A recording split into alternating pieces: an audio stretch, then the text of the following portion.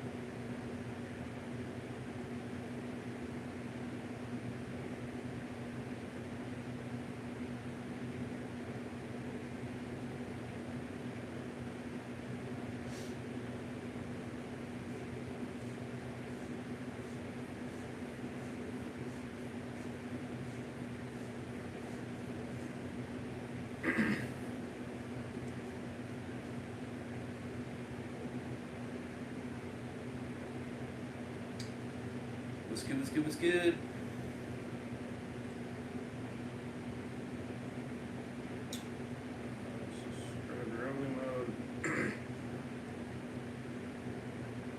What's up, Dan?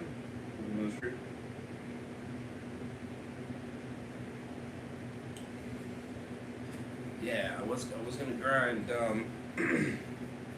3 streams last night, but just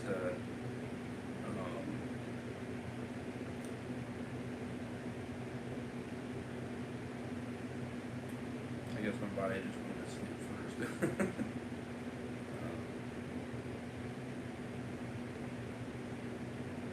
So this one's kind of making up for the other 2.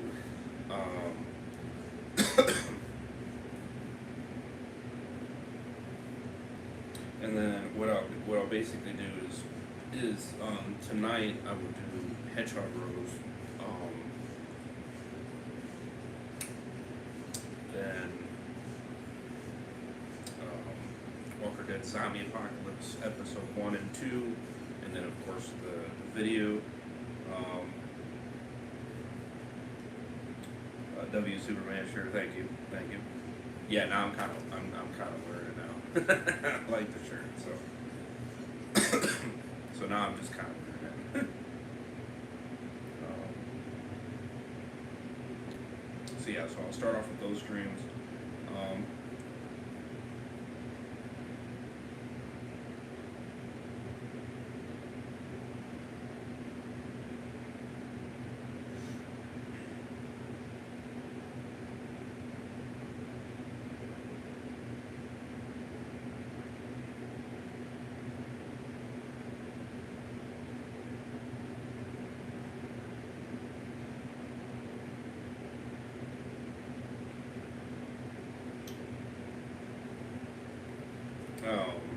So yeah, so it'll be those 2 streams for sure, and then from there, I'm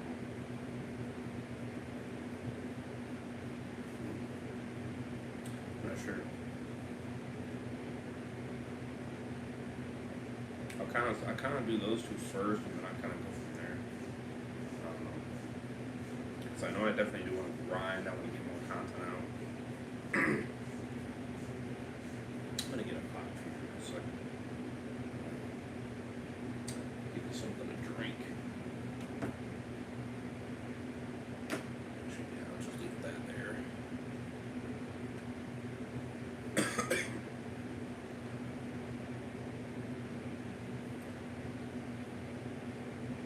I mean, what do you guys think I should do?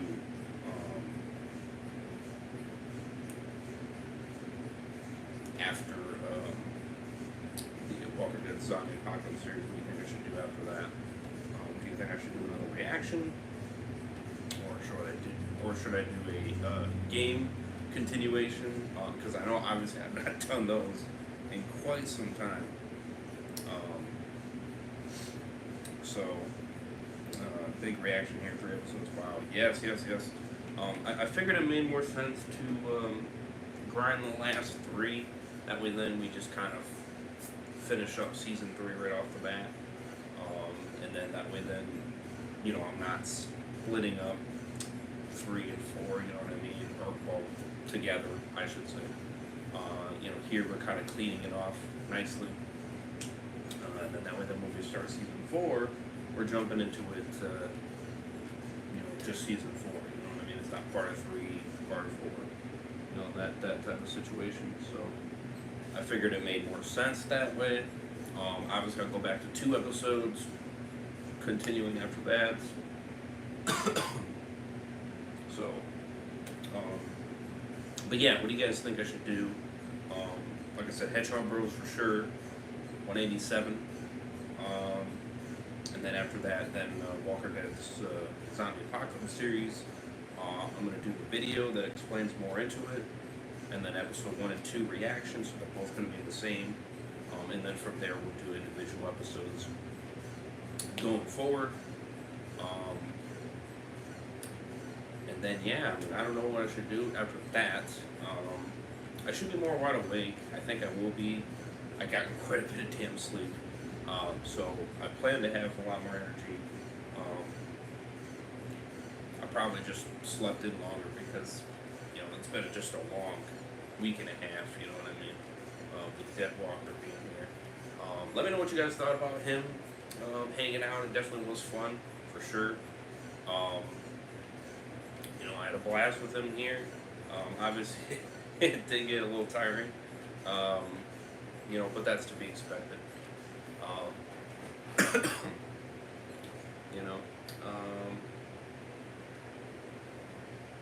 Unfortunately, he was not here. He was not able to finish part 2. But I plan for him when he does come back to, kind of zoom through what he played to kind of get a refresh. And then, so he's not going to restart over, but you know what I mean. He's going to just kind of watch his gameplay a little bit. You know what I mean. Just kind of get a refresh of what he did play. Kind of zoom through it, and then basically just continue where he left off, and then finish it from there when he comes back.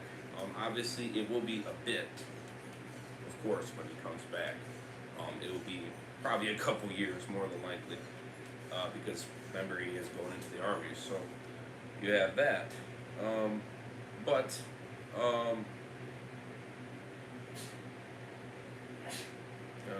you. But, yeah, season 4 has 2-part episodes sometimes. Oh, do they? Okay. Well, that could be kind of interesting then. For some episodes, I guess, if I do 1 and 2, and then 3 and 4, that type of thing. Oh, yeah, I see what you're getting. Okay. Yeah, it's episode 1, 2. Ooh, that could be interesting. Okay. Oh, yeah, some of them are 3-parters. Damn. Okay. That's crazy. Okay. Huh. Yeah, alright, I see what you're talking about. Yeah, that could be very interesting. So I might actually have to do some of those as 3-episode watchers.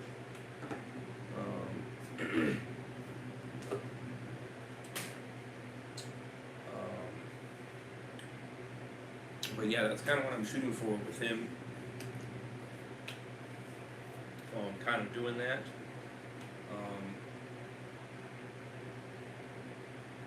I apologize for some of the lag. Of course, for easy, so go figure. We go up, we go down.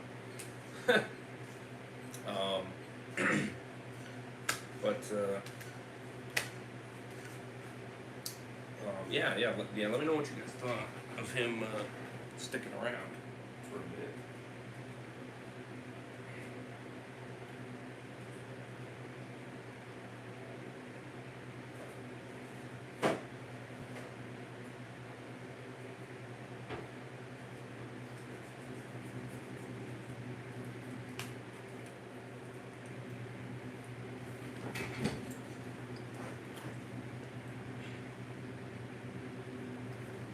Let me know your thoughts. I definitely need to do another chat live stream with you guys. Maybe during the day or something. I know I have a lot kind of going on.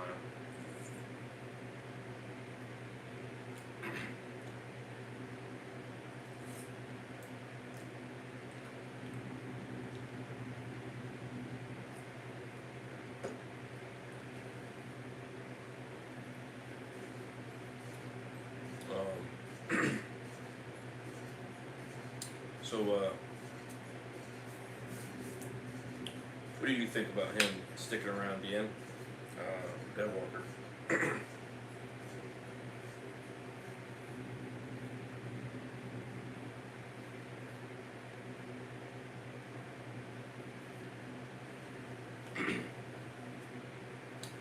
roll my eyes there. Loved it. Very fun streams. Hell yeah, definitely.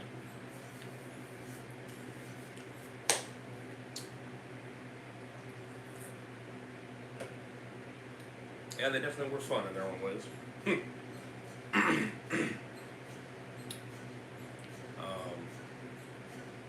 Yeah, so it'll definitely be a while before he comes back. But you already know me, Mr. Reyes, once he's back into the grind, I was at least trying to keep one stream every day. I know we didn't do as much as content as you were probably hoping for, but there was a lot going on in terms of whether it was hanging out with him, whether it was seeing the movie, or playing part 2, and then him trying to just grind the heck out of it. So there was a lot of jumping around, of course, with different stuff.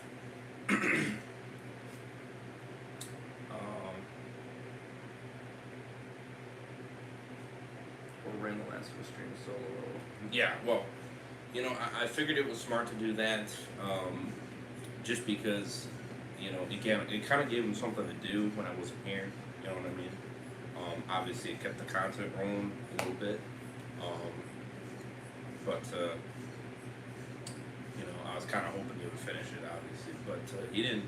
He didn't do it on one of the days, which I think he probably would have had a better chance of finishing it if he would have done it on.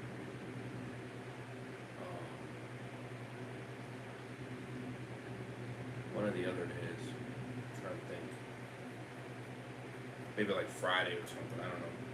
Or maybe during the week of the. I think he probably would have been able to.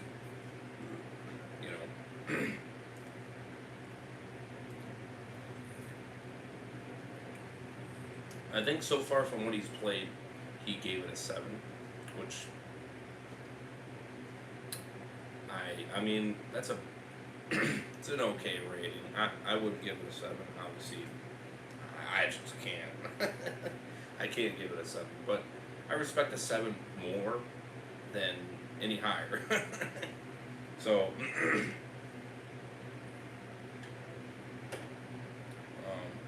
but at least from what he's played, that's what he's given it for me, or given it for him. I mean, obviously I can't give it any higher than a 7. A 6 is the highest I can give it. Sorry, my throat is a little bit on the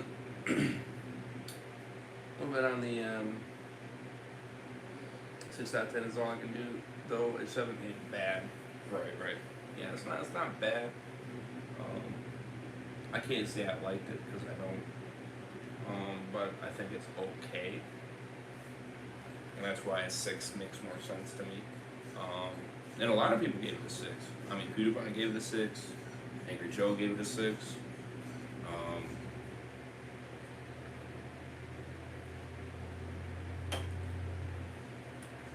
You, Dan, you gave it a 6. I think Mr. Heisenberg is like a 4. You ready for more Dave? LOL. Yeah. Oh yeah, yeah. So, but yeah, just kind of wanted to share that out before jumping into it, of course, because we got a long one here for you guys. So yeah, so that's what I'm shooting for tonight. I apologize for last night, kind of lacking. I apologize. You already know me. I don't want to be tired when I'm doing content, and I just felt like I wasn't 100% fully energized. But I'm gonna shoot to get back into it for you guys because I really do want to grind a lot, and I want to get a lot of rock and roll. So.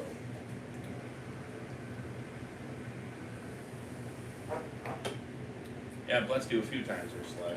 Yeah.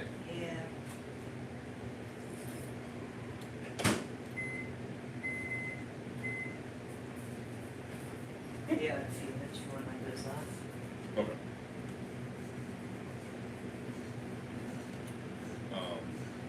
So,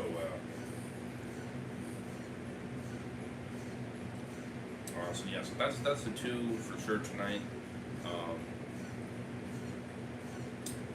Is Hedgehog Bros 187.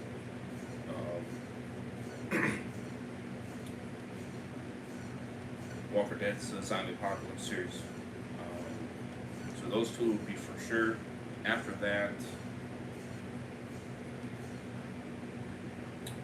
maybe a gaming stream. Maybe Death Stranding continuation. Yeah, maybe Death Stranding continuation. And then I will shoot for 188 of Hedgehog Bros. So I'm gonna shoot for that. That'll be 4 streams, a lot. But I'm gonna try to shoot for it. I'm gonna try. I'm not gonna promise anything. The 2 that I'll promise is 187 and Walker Dead's Zombie Apocalypse series. Those 2 I'm gonna promise for sure. The other 2, go with it. But I'm gonna shoot for them. Boy wants to get into it. So yeah, W getting back on the grind, bro. For sure. I need to. I need to. I'm behind, like insanity. So, hit that like button. Would appreciate that. Check out Dan Reviews. Channel is in the description. Show him love. All credit goes to him. As well as the complete universe of World Gone Mad playlist is also in the description. Check it out if you guys are interested. Show my man some love. You already know. Would appreciate that. Subscribe if you guys are new. Appreciate the new subscribers. Despite the grind being a little bit lacking. But you guys, I still gained quite a bit, or quite a few. Slow it down a little bit, but that's okay. I expected that. Not as much content kind of being pumped out, so it makes sense. But hopefully, we're getting back on the grind, so maybe that'll kind of turn things around, right? So we got episode 7. Suffer the, well, I don't have the rest of it because it's not showing.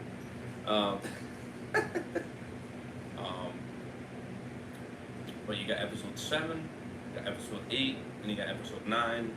Episode 9, The Ruins, is the finale. 8 is When Hell Freezes something.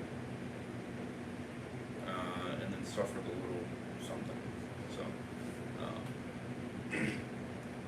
again, the title is too big, so it's not showing me at the moment. When I click it, I'll be able to tell you the rest of it.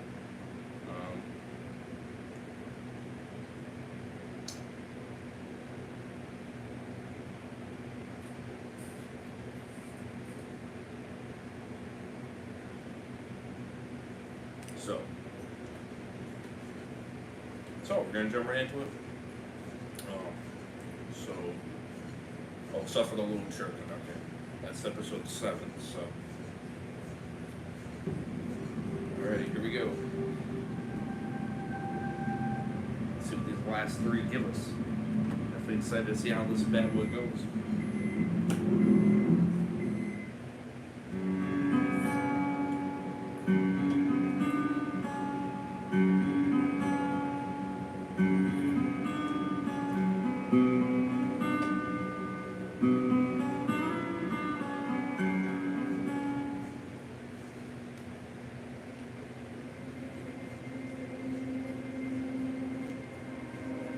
Episode 7, Suffer the Little Children.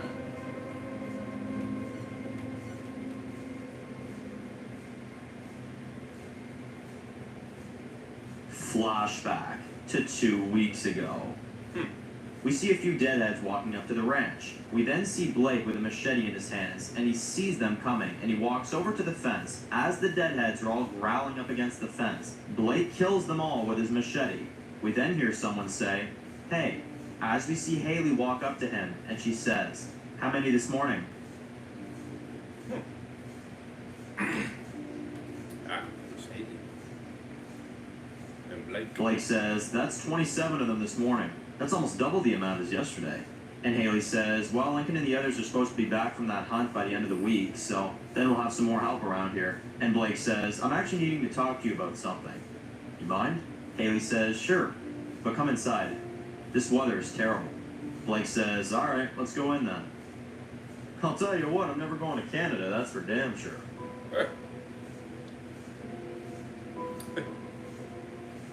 That's funny. They sit down and Haley says, "So what's going on?" Blake says, "Well, over the past few weeks, I've been checking some of these other places on the map, and I think we've got some good leads on some more sustainable places that we can live in, permanently." Haley says, "All right, but why would we leave? We all came here to get as far away from danger as possible." Blake says, "Yeah, I know, but this place is starting to fail.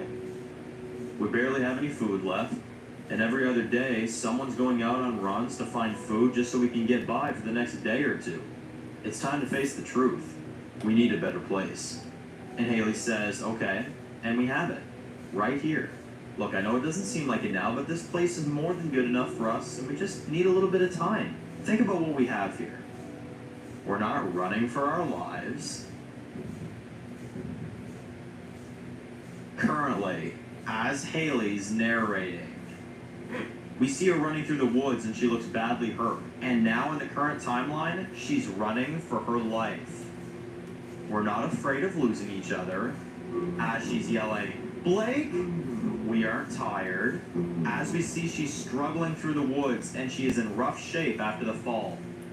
But most of all, we don't have to be afraid of people anymore. She's running through the woods trying to find Blake, but we see she's been following some footprints for a while, and eventually she loses them. We see her leg is bleeding from the fall, and she's struggling to even walk. She then has to stop and take a break, and we see her laying up against a tree, and we see she finally sits down, and she's struggling to stay awake. But after a bit, she passes out. Oh, shit.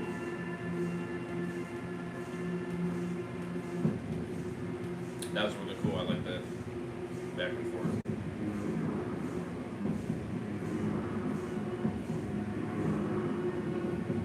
We then see Haley's been out for a while.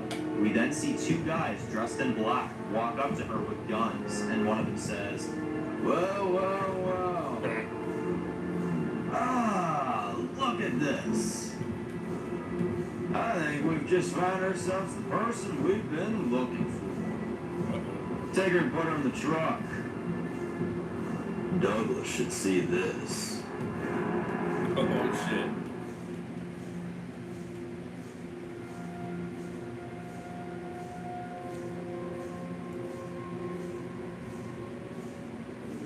Wow. Interesting start. What's up, Bradley? Strong dude. We all know we'll make love in this one. Not 100%. Past and the present time are very different. Oh, well, yeah, definitely. Haley wakes up inside of a dark room. We see she's locked up, and we see her leg has been patched up, but it's still bleeding.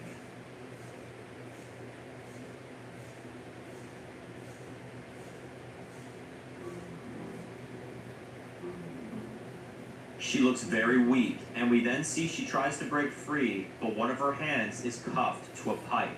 Haley says, "Hello? Hey, can anyone hear me?" We then hear a voice through a speaker. "Your name?" Haley doesn't answer, and then they ask again, "What is your name?" Haley says, "I'm not telling you shit until you open the door." And the voice says, "You answer our questions first." And Haley says, "I'm Haley. Haley West." And the voice says, "Where are you from?" Haley says, "Washington. I lived there most of my life." The voice says, "Are you alone?" Haley says, "Do you see anyone with me?" The voice says, "Answer the question." And Haley says, "Yes, I'm alone. I swear." And the voice doesn't answer her. And Haley says, "Hey, I'm telling you the truth. It's just me. Hello?" Then the door opens.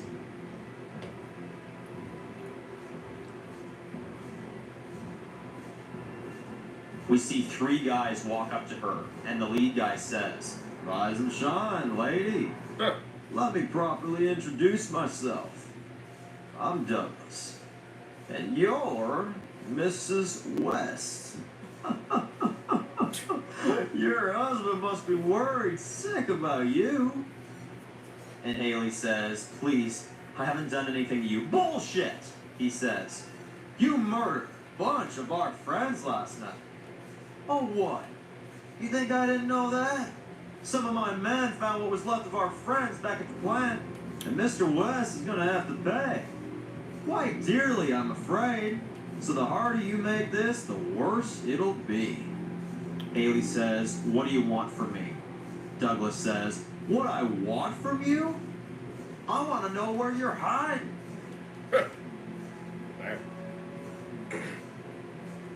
Haley looks scared and says, "We were at a ranch. You people took it from us." And Douglas says, "So after that, where are we hanging our hats these days?" Haley says, "Nowhere. We've been on the road. All we've had is each other." Douglas punches her in the face, and we see two of the men in the back even look a bit scared of him. And Douglas says, "That feel good? Huh? I'll ask you again. Where are the outlaws?" Haley says, "I don't know." He punches her again, and Haley spits out some blood and says, I don't know." And Douglas says, "I'm gonna ask you one more time. Where are they?" Haley says, "I've been raped, tortured, and had my kids murdered by you people. So go ahead, dickface. Tell me, but I'll warn you. My husband's not far. So if you have anyone stupid enough that gives a damn about you, you may want to say your goodbyes." And Douglas looks like he's about to do something, but then... Shit.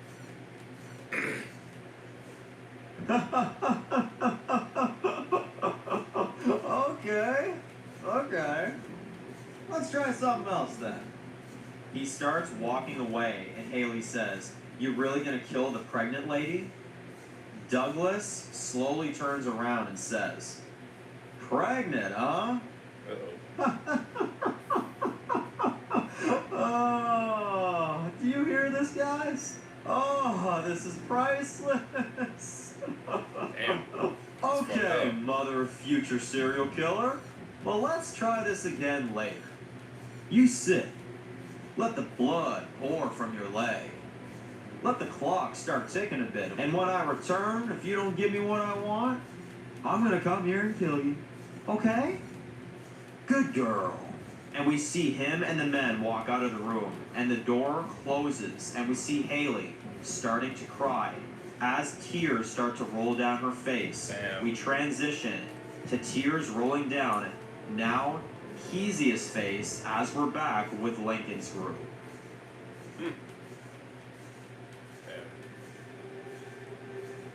It's crazy.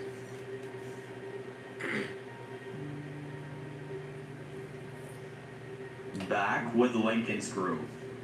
We zoom out on a reanimated Blake still tied to the tree. Lincoln and the others have found what's left of Blake, and Kezia is crying, and we then see the look of anger on Lincoln's face, and he says, "He was with Haley." And Dave says, "God damn it! This bitch can't be far. We can still find her, let's go." Luke stops him and says, No. Last thing we need is for people running off into the woods. The last thing we need is a war on our hands. Lincoln says, "We're already at war. We started something last night. There was a price, and we paid it." Roger says, "We should get back before people start wondering where we are."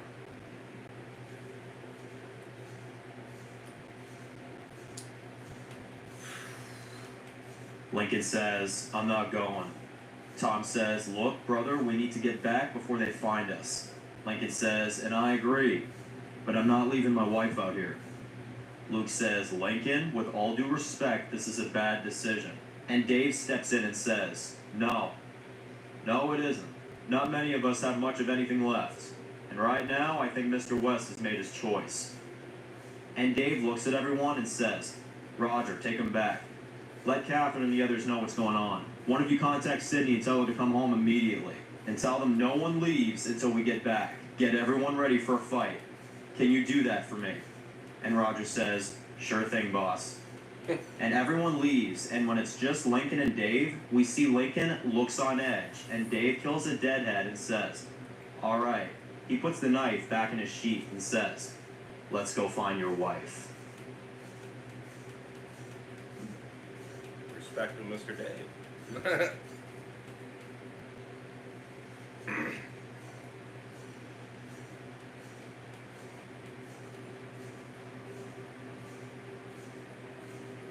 Back in the Viper City.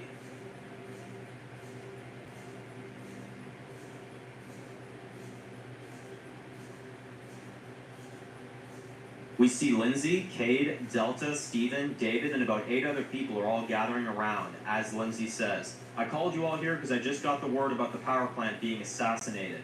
We see everyone looks pissed, and Lindsay says, "The people in here are scared, and frankly, I don't blame them. Now these outlaws, they've killed way more of us than we can handle. And we've only got over 100 good fighters here, if we're lucky." And Steven asks, "You thinking about bringing the people from the outpost here to fight?" And Lindsay says, "Yeah, I am. Look, we need the numbers. This Mr. West is going to continue to take down our settlements, and the more time we let this go, the worse it's going to be. And that's why we're going to make a stand. Delta, Steven, you're in charge of bringing every single fighter you can get to the city. Everyone from every outpost is coming here to fight." Delta says, "You got it." Lindsay says, "Everyone else get my sergeants ready." And Lindsay and her sergeants walk out of the meeting room. As Lindsay walks out, she sees Julia.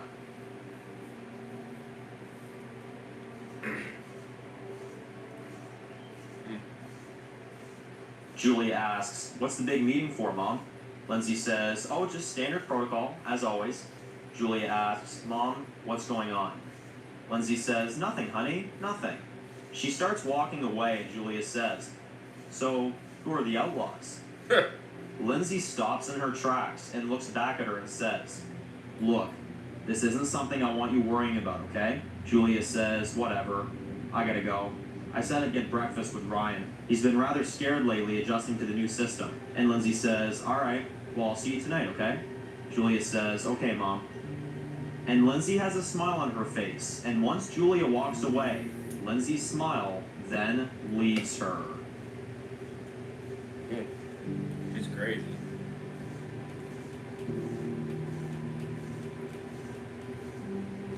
Back at Kingstonville. Fight is coming. Yeah. Roger and some soldiers are loading up some guns, and then Luke walks in and says, "I tried to contact Sydney. I think she's coming back." "Holy moly, we've hit the motherload of firearms."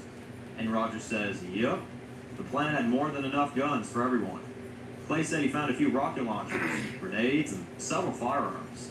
And Luke looks sad and says, "And all it took was Blake." And Roger hugs him and says, "I know, brother, I know." And Luke looks like he's holding back tears, and Roger says, "I'm sorry, man. He was a damn good guy. Haley told me all about all those families that he took out of the ranch when it was burning. Not many people would have done something like that, especially in this world. And Luke says, I just want to know if Haley's alive. I just don't know if I can take another person going in the dirt today. And Roger says, no, man. That woman is a force of nature. I know that wherever she is, she's fighting like hell right now.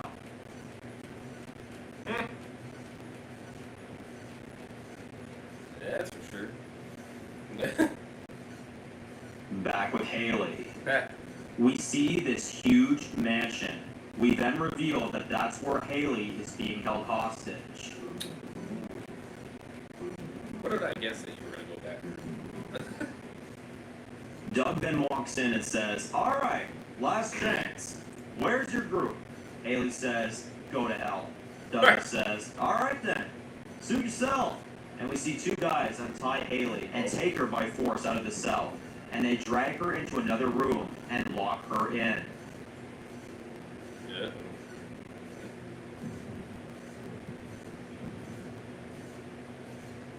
Come on. Haley's in a dark room. But once she turns around to see where she is,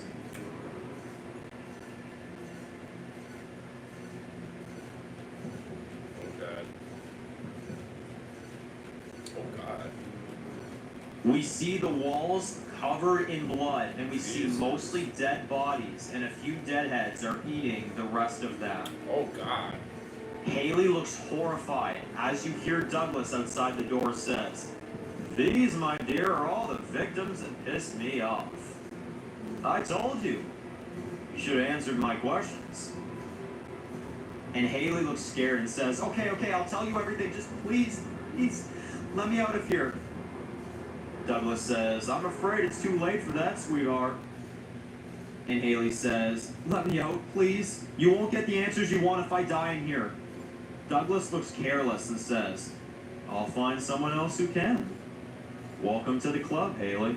Oh, And my the God. dead start walking towards her, and we hear the screaming as Douglas hears the screams from the other side of the door.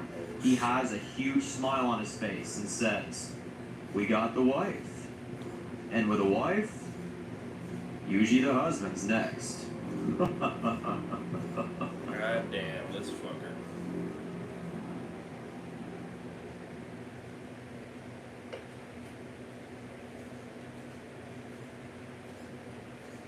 Back with Lincoln and Dave. Lincoln and Dave are walking through the woods, and Lincoln says, you didn't have to come, you know. Dave says, nah, Mr. West. You and I have lost people we cared about. And besides, I know what it's like to lose a wife. It's not something you want to feel. And Lincoln says, that's why I'm out here. It's because I felt it. 10 months living out there on my own, looking for her, looking for my kids. There were several nights I'd lay awake and I'd ask myself, what's the point? Why am I doing this to myself? Maybe I should just end it. Hell, my family's probably waiting for me on the other side. But if I would have done that, those kids would have never seen their father again. And because I didn't, I met Tom. I found the people that meant the world to me. And there's so very few of them left. I just want to hang on to them for as long as I can. Just like the last part of my family I've got left. And Dave says, well, you should also consider the people that we're dealing with here. What they've already been doing to us. And Lincoln says, I don't know why you're still here, Dave.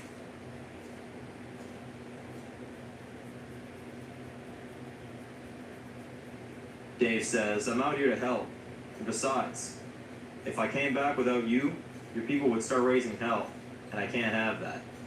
And Lincoln stops walking and says, and there it is. And Dave says, what? Lincoln says, you were never out here to help me, weren't you?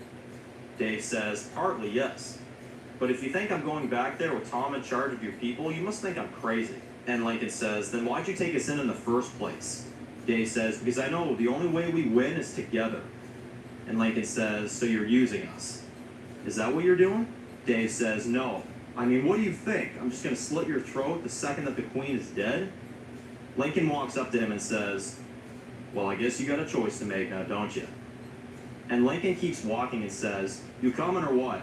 And Dave then follows behind him, and they keep moving. I don't think he's gonna do that though. Back in the Viper City. That would be a 180. Julia is walking the streets, and we see Ryan says, "Hey." Julia says, "Hey, how are you settling in so far?"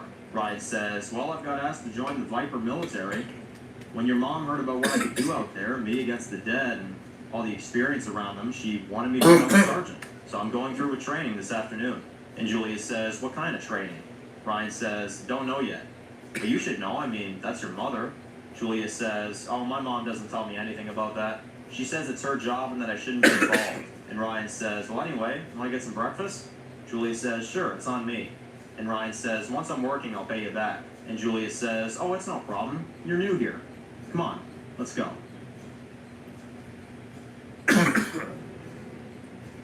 Wrong tube.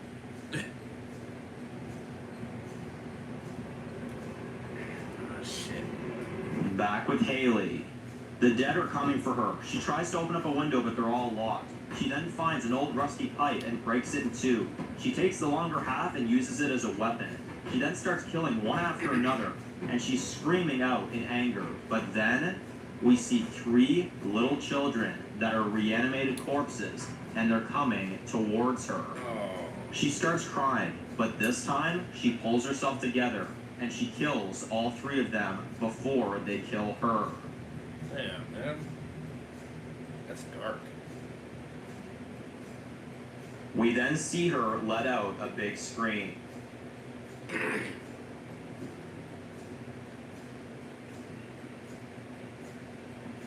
Lincoln and Dave are walking as they hear a big scream in the distance. They run up the hill to see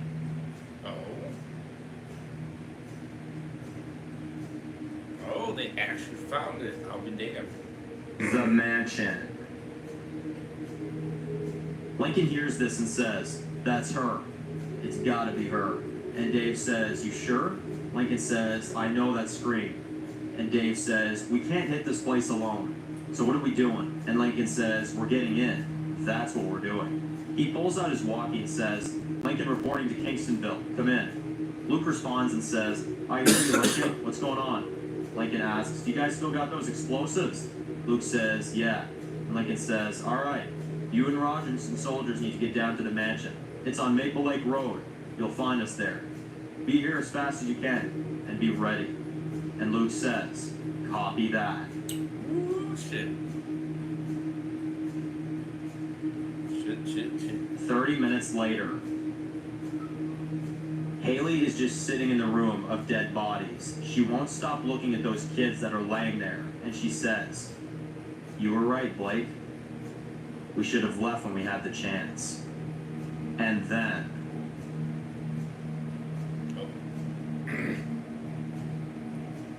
we see Douglas walking through the halls with his guys, and he's saying, "She was tough, that one. But either way we look at it, we'll find out where Mr. West is hiding, and then we'll tell Lindsay, and maybe we'll see the day that we can become sergeants. As long as things don't get out of hand." We then hear an explosion from outside. Douglas says, "Shit, there it fucking is." Ah. Bastard. I get what's coming to you. We see a big explosion outside the mansion, killing over 20 Vipers in the yard. Damn. Tell you. Haley hears this and starts to panic.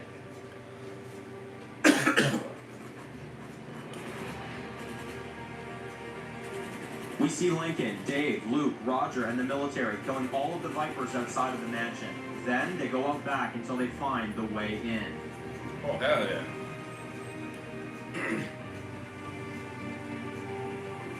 They enter the mansion.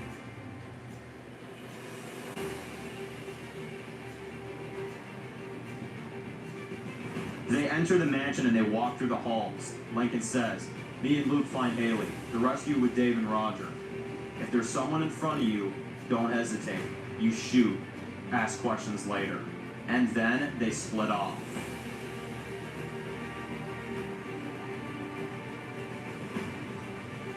Dave and Roger are with the military, and they're walking through the halls, and then Douglas and his men start firing at Dave and the others. Dave nails Douglas in the shoulder, but Douglas gets away. The military then goes after the rest of his men. Oh shit. Of course that bastard gets away. What are the odds? Lincoln and Luke are walking through the halls until they see blood leaking from under the door.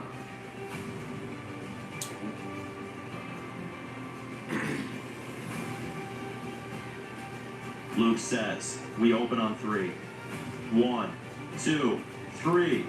They open the door to find dead bodies, and then they find Haley.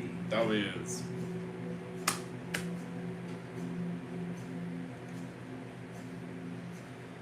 Lincoln hugs Haley and asks her if she's okay, but Haley says, "I'm not." And Luke says, "They're coming. We need to kill them all." Lincoln says, "No, I gotta get her out of here." We leave. The exit's just down this hall. And Luke says, "All right." He picks up the walkie and says, "Dave, we're ready for go. We found Haley. Let's get out of here." W's on that. Lincoln is having a hard time trusting him. We then see Lincoln, Luke, Haley, and they all walk out as they meet up with Dave and the others. And Dave says, "All right, we got what we came for. Let's get the hell out of here." But as they start walking,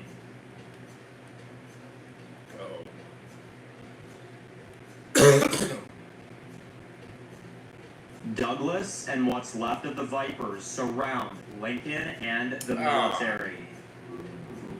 We see Douglas walk out, and he's covered in blood, and he says, "Drop your fucking weapons, Lincoln West." We see Lincoln and the others have no choice but to lower their guns. God damn it. I killed that bastard. Lincoln looks angry, and Douglas looks over at Haley and says, "You see, sweetheart, I didn't need answers from you. I'll get them from him." "You've made this hard for me, Mr. West, but I want you to know that I had fun. And now that our home is gone, I guess the only logical thing is to deliver your head to the Queen. Now that sounds like fun to me. Why should we stop the fun? Let the fun continue. Because I win, and Mr. West finally loses." Out of nowhere, the Vipers all get killed. Douglas says, "What the hell?" Nope. We then hear someone walks up behind Douglas and says, "Turn around, big guy."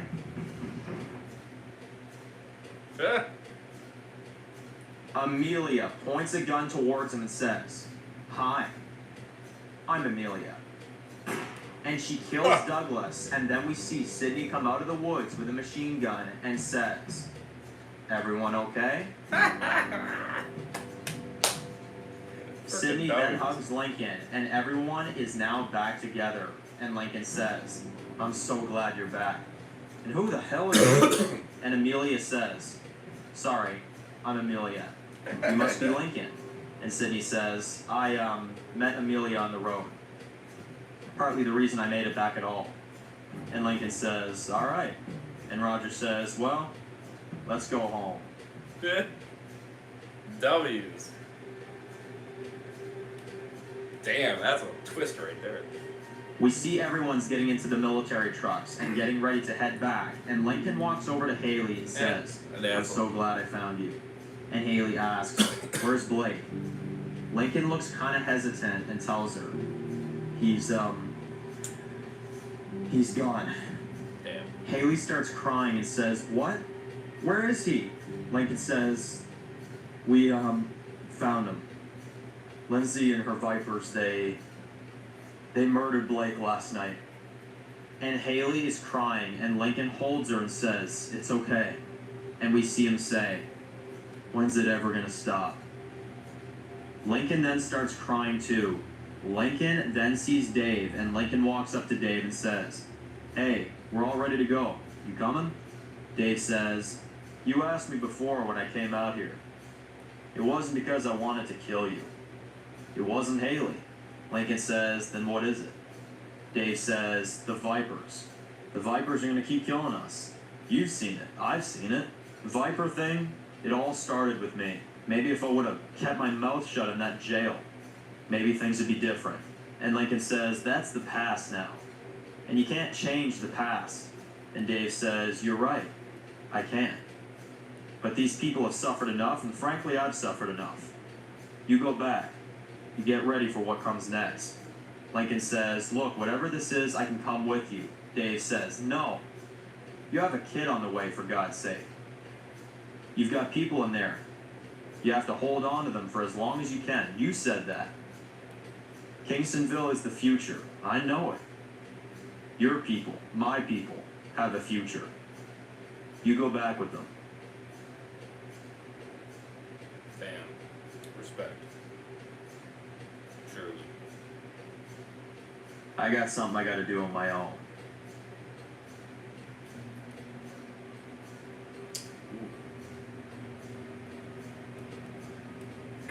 We then see Lincoln and the rest of the military go back home as Dave goes on his own mission.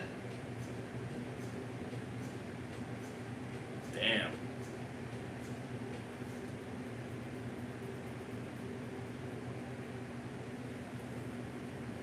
We see Lincoln and the others get back. Just as they get back home, the guard, Derek, says, where's Dave? Lincoln says, he's still out. And Dave looks worried, but then Derek says, well, Lincoln, I'm not trying to freak you out here, buddy, but the patrol's found something pretty big a few miles out. And Lincoln says, what is it?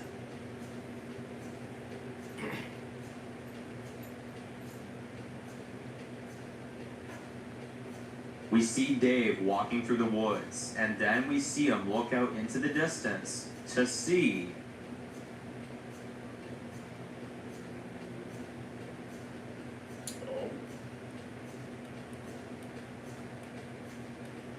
we reveal he is outside of the Viper City.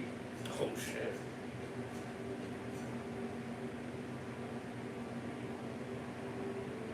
Vipers surround Dave from every direction. Dave puts his hands up and says, hey, I'm a friend. I'm Charlie from the power plant. I've been on the run since last night. Please put your guns down. Please. And the Vipers lower their guns, and we see a huge smile on Dave's face. What a savage. True.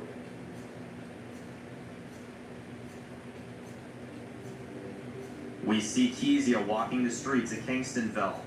She then sees the military preparing for a fight.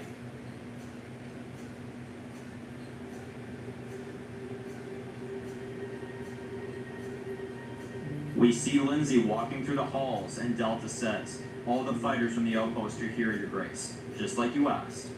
Lindsay says, that's good. We then see a Viper walk up to Lindsay and says, we found a survivor from the plant. Figured you'd want to see him. Lindsay says, send him to my office. And the Viper says, sure thing. Oh.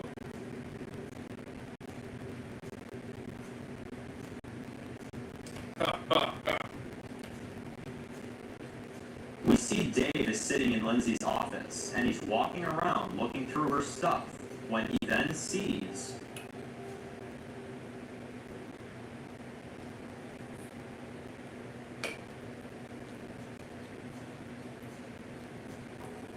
Chris's head is on her shelf. Dave just stares at it and says, you know, the more I think about it, this place is way more your style. And then the doors open. Lindsay walks in and says, like what you see? Shit. Dave turns around to see Lindsay and says, are you kidding? It's beautiful. You can almost just hear that beautiful sound of death. Lindsay says, I've heard about your hard travels. It must have been tough. And Dave says, oh, it was, my queen. Lindsay says, you know, we get too many new faces around here that I don't even know who's who anymore. What's your name? Dave says, my name is Charles Davidson. We see Lincoln driving in a car, and we see from up the hill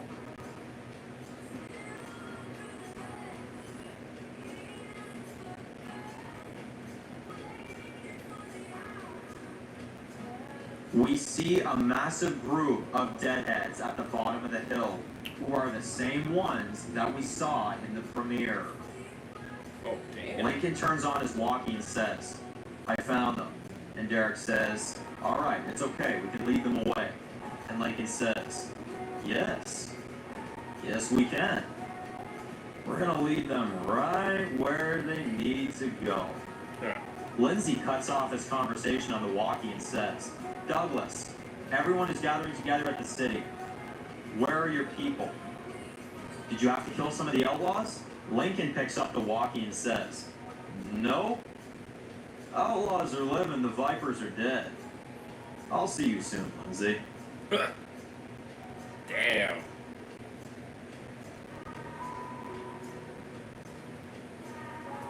Twist right there.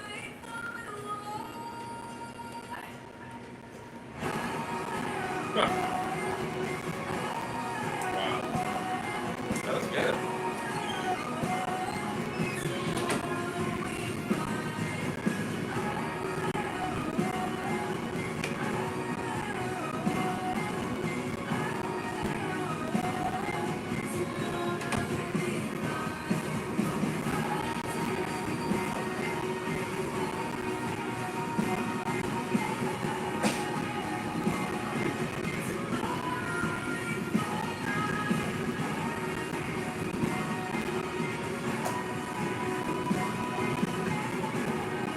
Let's go, man. Take it easy. We can talk to you when I get home tonight, okay? Okay. Sounds good. It's back in the Hmm. Santa Monica or something. See if we can go there. We can just have a meeting somewhere. If not, let them last name or anything. If they know it, I'm there, I'll call them for it. Okay. Sounds good. Doesn't stop me, but she's blue for chair. 100%. Take it easy, man. Yeah, you do. Alrighty.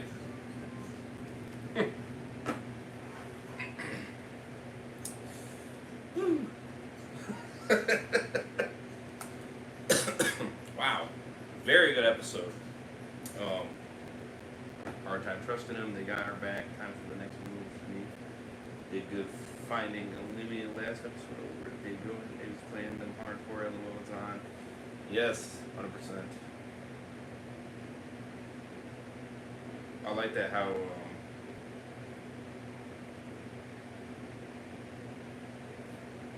yeah, so good episode. Damn.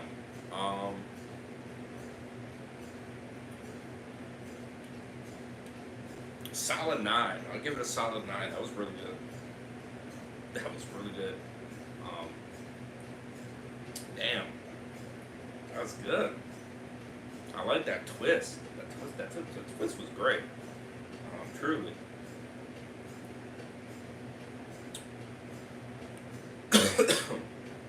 Twist was really good.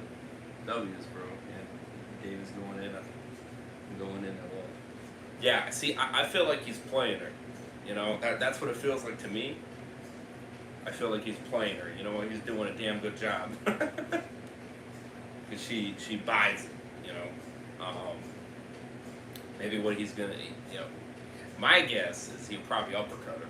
That'd be my guess. But maybe wait for the right moment. Yeah. At least I hope. If he actually joins her, what the fuck? You know what I mean? That's going to disappoint me. That would truly be like, you got me cute. That make me sad.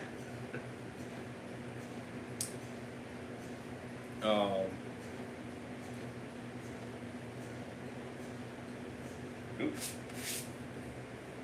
Yeah, that made me sad.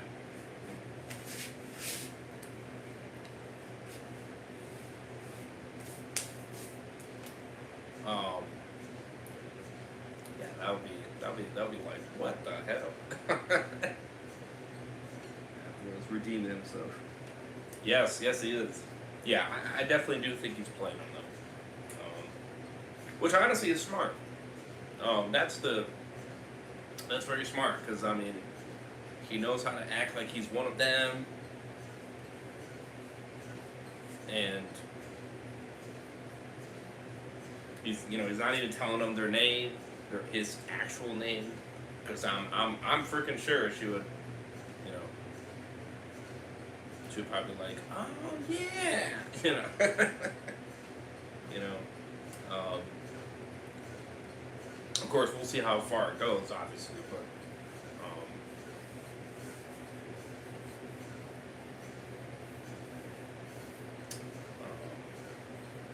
But I do think it's smart because he's acting like one of them, and you could do a lot of damage doing that, sneaking in there,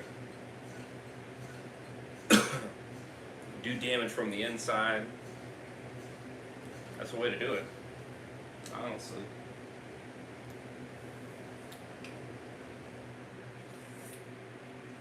But yeah, I give it a 9. It was really good. Prediction question for you. I think that we falls this season.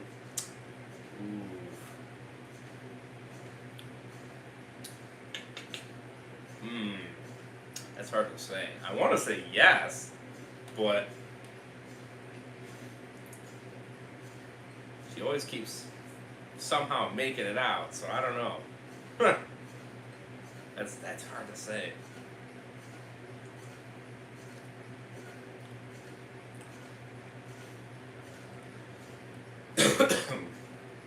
That's hard to say, honestly.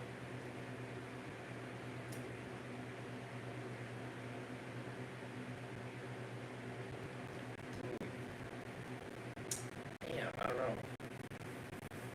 Cool. Yeah, I don't know. That's hard to say. I can't even give a legit answer because I'm like 50-50 on it. It could go either way for me. I don't know.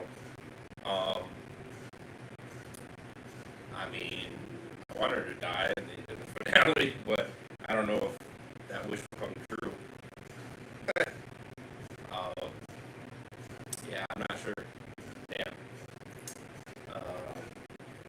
I'm gonna go with no, and hopefully I'm surprised.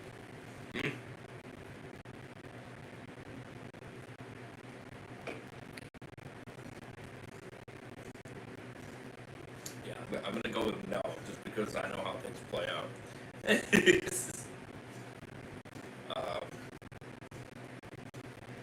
When it comes to killing villains, which is not a bad thing, because I get what you're doing, and honestly, I'm alright with that. But I've gotten your style pretty good, in terms of keeping enemies around. It's for later episodes. So it definitely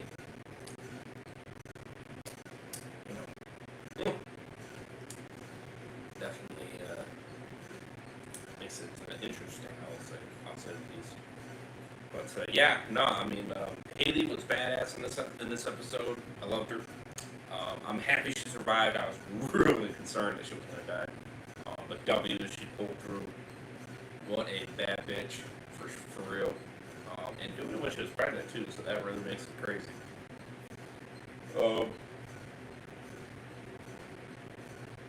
Lincoln and Dave's conversation there was pretty interesting. I can understand why he doesn't fully trust him. I can get that. But I don't know. I mean, I get a different vibe from him. That I mean, there's just so many times that he would have, that he could have done it. And I mean, hell, even in that conversation, he could have done it there. But he didn't do it. So I think his father, dying and everything, I think that really kind of turned his character around. You know what I mean? Like, I think he got a different way of looking at things. And I really do think that changed his perspective on what he wants to do. And I think he kind of just moved past it, truly. So yeah. So I think he's past it. I don't think he's going to do it. Though if he does do it, I'll be completely blown away, and I'll be like, wow, you know. I don't know if I have any words, honestly. I probably wouldn't, because I wouldn't know what to think at that point. Because I'd be just so flabbergasted on why he made that move. You know, if he were to do that per se. So, yeah, he's a homie for sure. You know, he's definitely a turnaround, which I'm impressed. You know, he turned his character right around. He's that's something that the Hedgehog Bros I don't see them doing. Not with the gay character anyway. And not with some of those characters.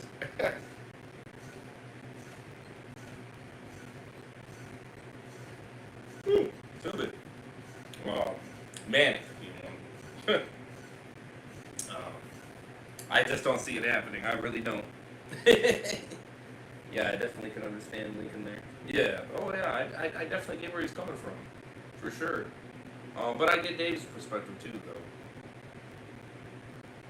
And honestly, maybe if he would have brought it up, maybe that would have, you know. But then again, I can understand why he doesn't want to bring it up. Excuse me, because of the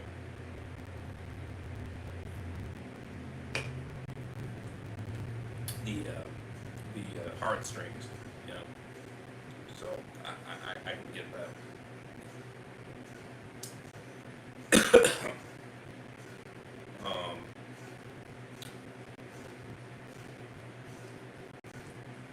Yeah.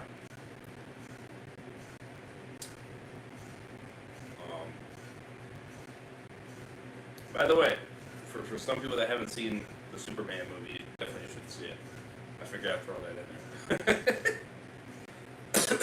I kind of do want to see this movie succeed. Yeah. So, but yeah, Fire. We got a big penultimate episode coming here.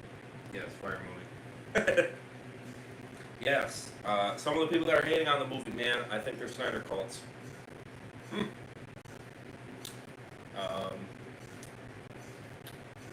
know, go see the movie, 100%. I think you will enjoy it, truly. Don't listen to the haters. Don't listen to them. Give the movie a chance. Give it a shot. You know, because I would definitely like to see more with DC going forward. And I know if the movie doesn't really do that great, then I don't think it's going to continue. So, you know, so I'm hoping. You know, I'm hoping it continues because, damn, that'd be a shame. Truly, because you know. So yeah. But yeah, no, 9 out of 10 episode.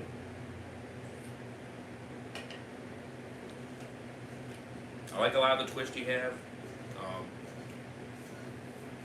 I like that Sydney came in with Amelia, and that helped Lincoln and his people in that situation. So W's there. That was the fire part. The torture situation was fire and intense. And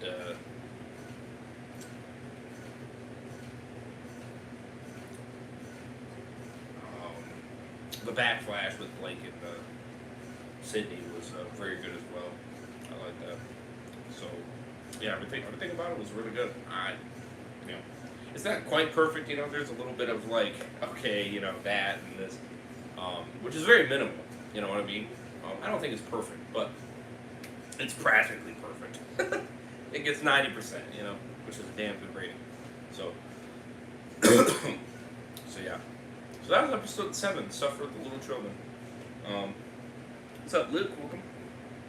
Amelia, girl is a resource. For sure, for sure. Definitely. Hit that like button if you guys have it. We appreciate it. So, so yeah.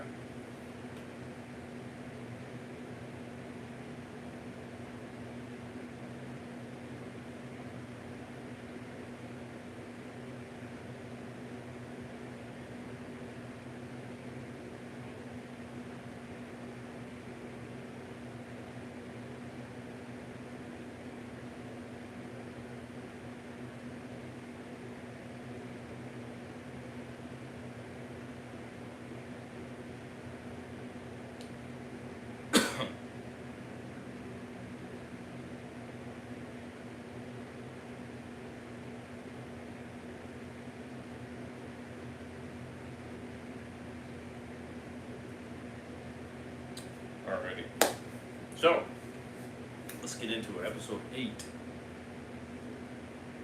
That's a little bit longer, about 47.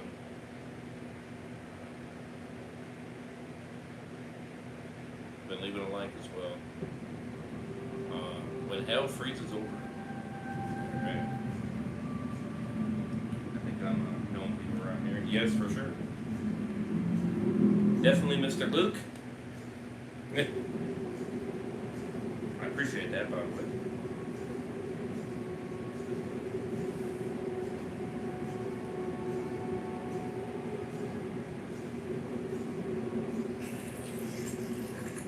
It's a shaky one. God damn.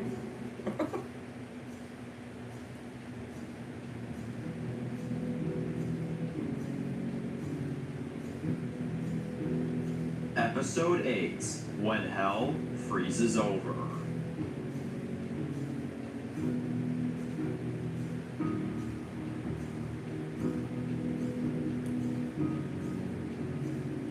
Six months after the outbreak. We see it's nighttime. Lincoln is walking through the field late at night trying to find a place to stay for the night.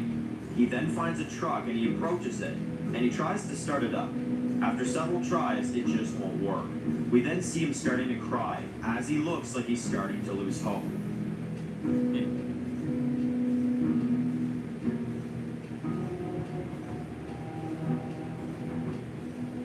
He then sees a huge herd of deadheads coming up the hill, and as he sees them coming up the hill towards the truck, he then starts having flashbacks of when the military took his family away from him. Oh, damn. And as the rage within him starts to build up, he steps out of the truck.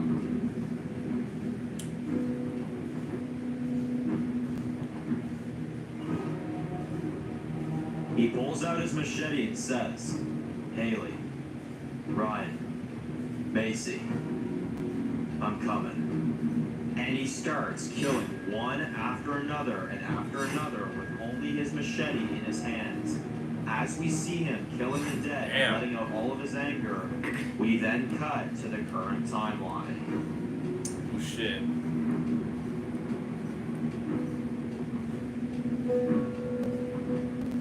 Currently, we see the herd walking up the hill as Lincoln switches the channel back to his people and says, "Derek, you still got me?" Derek says, "I'm here. So we doing this?" Lincoln says, "We are. Get the military ready by the time I'm back. And tell my family I'm coming." Yeah.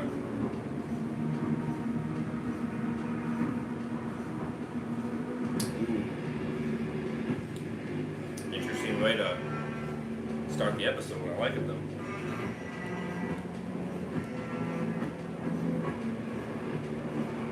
Whoa. Like the effects.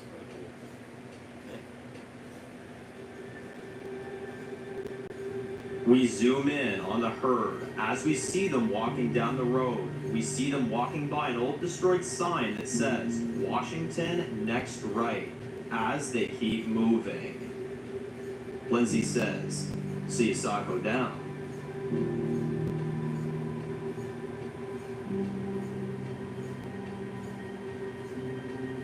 Lindsay is pouring herself and Dave a glass of wine. Dave says, "It was awful. I was working out back when I heard the shots. And we tried to fight back, but that prick Mr. West lit everyone up from inside. It was a damn miracle I even got out." Lindsay says, "Huh. So you've just been running all this time. Is that it?" Dave takes a sip and says, "Yeah. That's why I had to come here. If they killed everyone at the plant, they're going to be coming for us next." Lindsay says, "Well, we're going to be ready. You see, Mr. West is not taking another one of my outposts for free anymore." Dave says, "What does that mean, Linz?" Lindsay says, "It means all I have left of my fighters are right here, within my walls, inside this place, and nothing more. You see, it's not about Mr. West, it's not about revenge anymore, it's not about the future of this place. It's about all of it." Dave says, "No, it makes sense, my queen. But what about all the families and residents if they die tonight? And Lindsay says, they won't. As Lindsay's narrating, we see all the families and children all gathering together in the underground dungeon.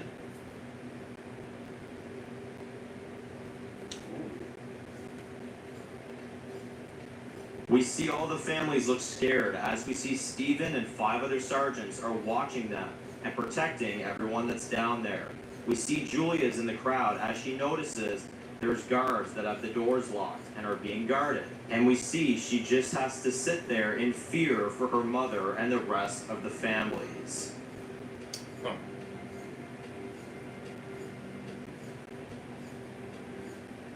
Back at Kingstonville, we see all the military trucks are pulling out to the front gate. We see dozens of soldiers are getting ready to leave as we see Roger walks up to Luke. Luke looks a little zoned out and Roger says, "You good, brother?" Luke says, "Yeah, I'm just thinking of everything and everyone we've lost and what we may need to lose tonight. It's a risk either way." And Roger says, "Life is always a risk, bro. Whether it's doing this or going on a simple trip, it's all a risk. The past is the past, and we can't change then. So let's change now." As Luke looks more confident.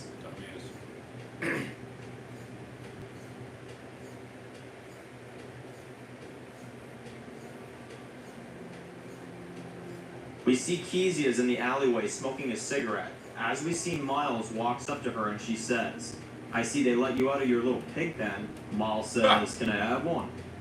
Kezia gives him a smoke and he says, "Finally, someone around here gave me one." Kezia asks, "So since when were you able to walk around rent-free?" Miles says, "I'm not. But Dave let me out of the cell after I told him what we needed to know. I'm not allowed to leave this place, though."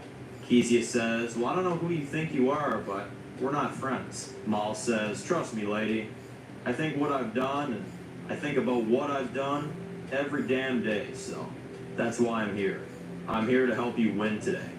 To make sure no one will ever have to do the things I ever did." And Kezia puts her smoke down, and she starts walking away and says, "What's in this for you?" Miles says, "Mr. Miller's safety." Kezia says, "Well, gee, I guess I wasn't the only one following a psychopath." And she walks away. Yeah. As she walks towards the main gate and suits up, we see the military is getting ready. As someone says, "Open the gate, it's Lincoln." Oh shit. Lincoln drives in and says, "We ready?" Roger says, "Everything's in place, boss." And Lincoln says, "Good, that herd will be here soon. We're gonna roll out in 5. And Roger says, "Got it?" And Lincoln walks through the soldiers, but then he sees Miles walking up to the soldiers. And Lincoln walks up to him and says, "What the hell are you doing here?" Miles says, "I want to help." Lincoln says, "Absolutely not." And Miles says, "Do you have anyone who knows the city like I do?" Lincoln says, "We know where it is. We have a map. Thank you very much." And Miles says, "Yeah, that I gave to you.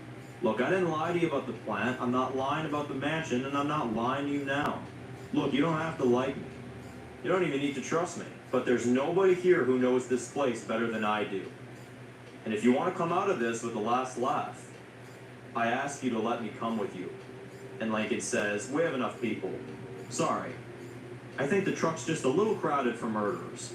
And Miles says, "But enough room for someone that's going to have your back out there no matter what. Dave is my family, and that's never going to change. And he's with you, and so am I." And Lincoln looks hesitant, but he says, "Suit up. We're leaving in 2 minutes." And Lincoln walks away, and we see he looks very nervous, and then he gets prepared himself. Yeah, I can get the nervousness. Yeah. What? Hey, he wants to help, so. Lincoln goes to the armory grabbing the rest of what they need, and Haley's there, and Lincoln says, "Hey, we got our army." Haley asks, "How many out there?" Lincoln says, "Thousands for sure. I saw them out there before. Back when we went out there to look for food, we ran into probably the whole damn thing. And now, we're using them." And Haley says, "You look scared." And Lincoln says, I am. I am scared.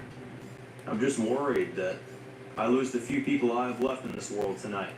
He starts to break down, and Haley hugs him and says, hey, you've done more than enough for us during this past year, and you need to remember that. Lincoln says, I can't just stop thinking about it. Everything that's happened to us, I can't just stop thinking about that. I can't stop thinking, is this the end? Haley kisses him and says, you listen to me. Every time I wanted to give up, what did you tell me? Lincoln says, I told you everything was going to work out. And Haley says, no, you didn't let me give up. And I'm not about to let you do this now. We're going to do this. And whether we all live or we all die, no one is ever going to forget the man that tried to make the world a better place. And that is what I'm proud to call our leader. And my husband. As she hugs him, then Tom walks in and says, hey, you guys having a little hug fest without me? Ah, come on, bring it in. As Tom hugs them both, and Tom says, you ready, brother? Lincoln loads his gun and looks back at Haley and says, yeah, I'm ready. Ah, shit. Here we go again.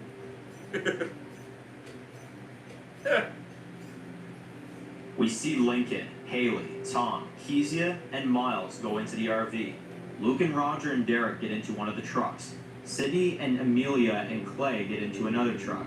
As we see them all riding out together as they drive away from Kingstonville. Oh, shit. Dave lying. This time it's a good thing, yellow. It's about to go Back down. in the Viper City. Hell yeah. We see Dave entering Tom's old bar. We then see there's barely anyone in there except for Cade and about 6 other guys. Dave walks past them and goes to sit down a few chairs away from them. And we see Bill, the bartender, serves Dave and says, what can I get you, son? Dave says, get me a Bud Light, sir. Oh, okay. We see him just sitting there, seeming like he's minding his own business. But then we hear Cade whispering to his guys. So tonight, Cade says, yes. It's our only chance of doing this. We fight these outlaws, we wait till they've been killed, and once she's tired and once she's desperate, we handle it. Mark distracts the guard, I walk in, make it quiet, and we end it. We tell a story. Tell everyone that there's another outlaw inside. They came in and killed her. End of story. Once that's settled, the people will be scared, and after the attack, they're gonna want to feel safe. And that's when we take this place. And we do it all tonight. And Dave gets up and walks over to the guys and taps Cade on the shoulder and says, it's an ambitious plan with a lot of fine details. I'll give you that. Word of advice though. Maybe take her out during the fight. Get her at a time she's preoccupied and doesn't expect a goddamn thing. And Cade looks back at Dave, and Dave smiles at him and says, you want to make a scene in here? Not very smart if you ask me. You wouldn't want to blow your cover now, would you?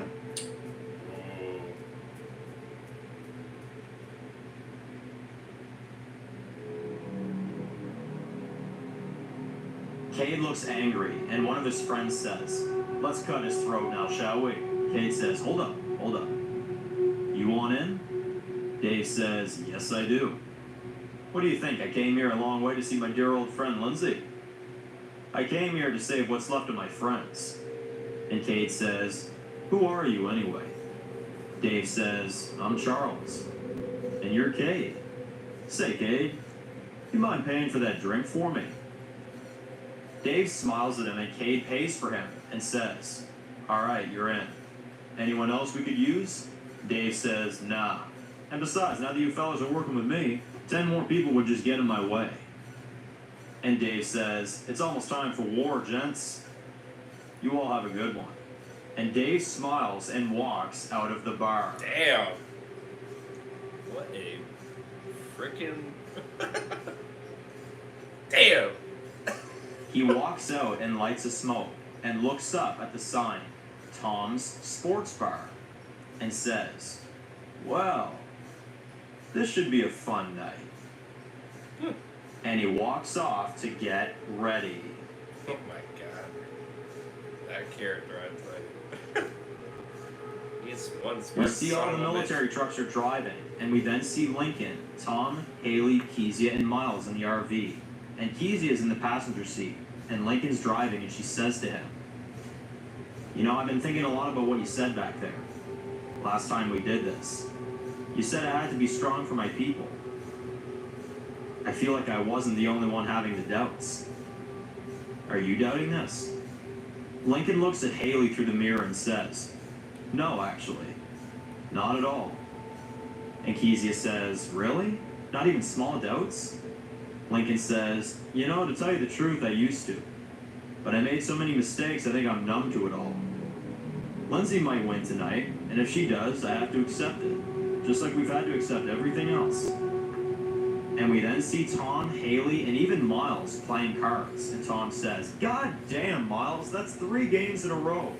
You gotta let me beat you at chess one of these days, buddy." And Lincoln smiles as he hears what's going on. And then Lincoln slows down the RV and says, "There they are." Lincoln pulls out his walkie and says, "All right, Roger. They're here. Fire a shot per mile." Roger says, "Copy that." Lincoln says, "Start leading them down the road." And he starts honking the horn as we zoom out on thousands of deadheads following the RV from behind. Oh, shit.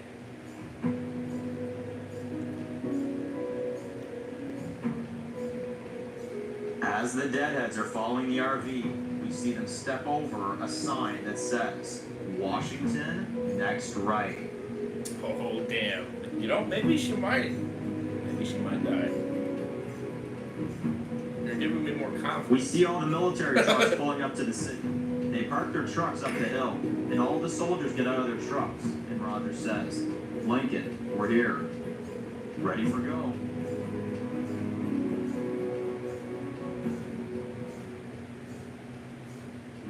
Luke looks out with binoculars and sees from up the hill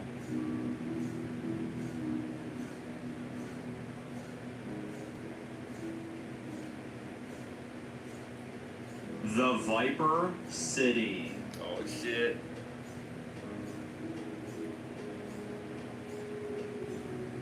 We have made it to the city. Lincoln, Oh, my Tom, God. Haley, Kezia, and Miles are in the RV. Lincoln is honking his horn as he's approaching the gates. The sergeants are at the walls when they hear the horn, and they all load their guns and get ready.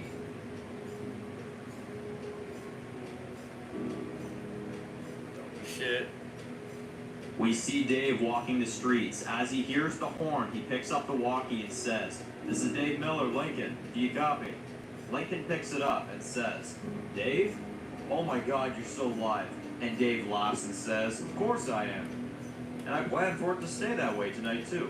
Listen, you guys ready?" Lincoln says, "We're approaching the gates." And Dave says, "All right. Look, all the families in the old are all safe underground. From what this queen bitch told me, this underground dungeon leads to an escape outside of the city, just in case of emergency. So while you attack, I need help getting some of these people out of here.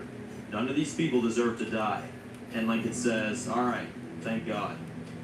How many Vipers are we looking at here total?" Dave says, "From what I estimate, 200 to 250 at most. But over 50 are at the front gate, so where you're heading, I'd like to give you the heads up. There's quite a gang there." And Lincoln says, "I've got it covered. You worry about the rest that are not at the wall till we get in there." Dave says, "Copy that." Lincoln says, "So we're ready?" Dave says, "Ready for go, Mr. West." As he signs off, he says, "Here we go." As we see, it's starting to snow. Oh, shit. W's. Frickin' W's. Lincoln, Tom, Kezia, Haley, and Miles drive up to the main gate. All of the Vipers raise their guns, and the lead guy says, "Hands up!" Lincoln steps out of the RV and says, "Well, good evening, gentlemen." And the Viper says, "You know you're dead now, right?" Lincoln laughs and puts his hands down and says, "Not before we kill you." He puts one of his hands back up, and he closes his fist and says, "You try anything? I'll advise my snipers to shoot every last one of you pricks."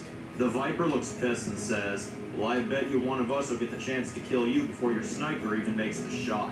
And Lincoln says, well, it's up to you. However, if I was you, I'd save myself the bullets. As you see the deadheads are coming towards them, Lincoln smiles and checks his watch and says, you got maybe about 3 minutes? I'd suggest making a decision. And the Viper looks pissed and says, nah, you're dead. You're a dead man, Mr. West. You got 1 minute left to live, so you may want to say your final fucking word. Lincoln starts walking away and says, this fucker's boring me. Light it up!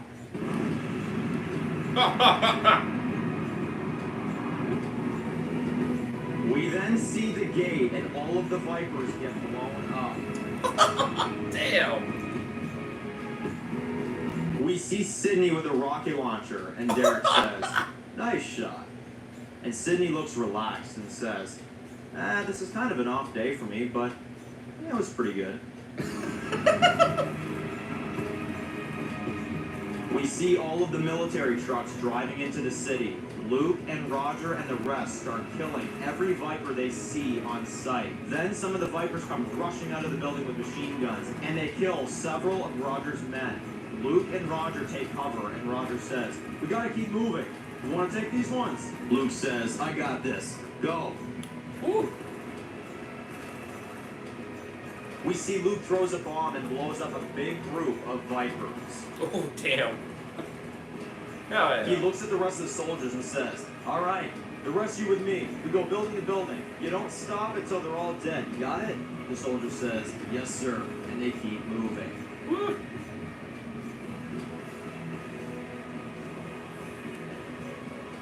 Lincoln, Tom, Haley, Kezia, and Miles drive in and park the RV. Lincoln says, follow my lead and stick together. Let's go. Woo, baby. In the dungeon, Julia hears the shots and looks nervous for her mom.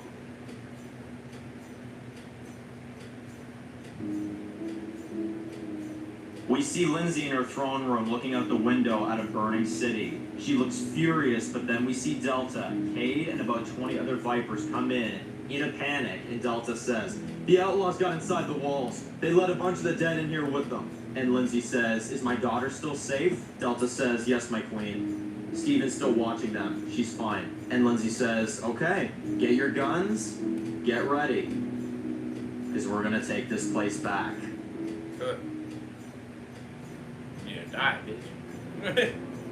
That's what needs to happen. We see Lindsay, Cade, Delta, and several of her men run out into the streets with guns. Lindsay steps out in front, and she sees a bunch of the dead coming their way, and she says, on my mark, fire! Damn. They all fire their guns, killing a big group of the dead, and they all manage to kill a good bunch of the dead.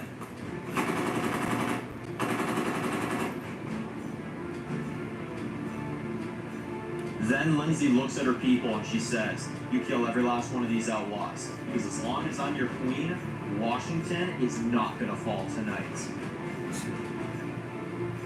They all start walking off when all of a sudden,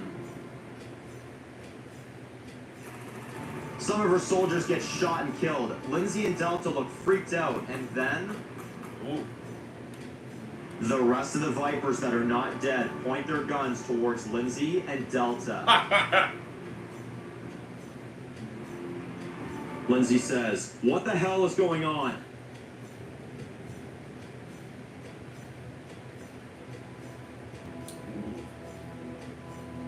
Cade pulls out a gun and points it towards Lindsay. Lindsay says, oh no, oh no. It was you! It all makes sense now. You turned all my people against me. You knew they wanted justice, so you got the riots going, tried to take me down. You said my daughter was safe when she was held a hostage. You tried to have me killed, you son of a bitch. I knew it was you. It's the only way this could have happened. But I didn't think you'd have the balls to actually go through with it. But now that you did, cool. Cade says, this was always going to happen, Lindsay. You've lied to people. You've told false stories so you would look like an actual hero. You've killed and you've killed and you've lied and you've lied. And I'm willing to bet you've lied to your own daughter. Oh, you for sure lied to her. Huh. And Lindsay says, you don't touch my daughter. And Cade laughs and says, oh, look at this. Classic Lindsay.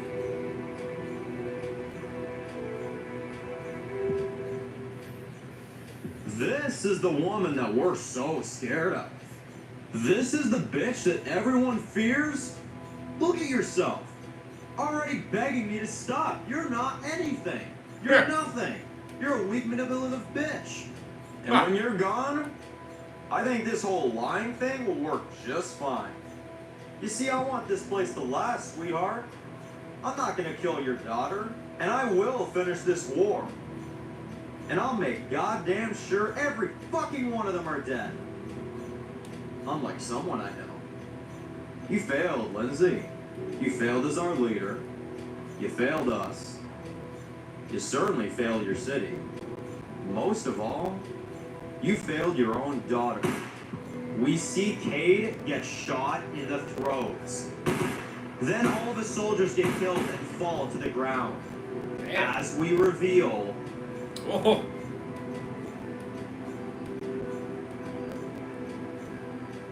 Dave comes in and saves Lindsay's life. Dave takes off his hat and helps Lindsay and Delta up and says, you okay, my queen? Ah. Lindsay says, thank you, Charles. And Delta says, he was a rat. Lindsay spits on Cade's body and says, we gotta get to the armory before the outlaws do. Dave says, no. Delta, you protect her at all times. We can't have you dying. Take her back to the throne room. I'll handle this. And Dave walks off and Delta says, come on, my queen. Let's find a safe place.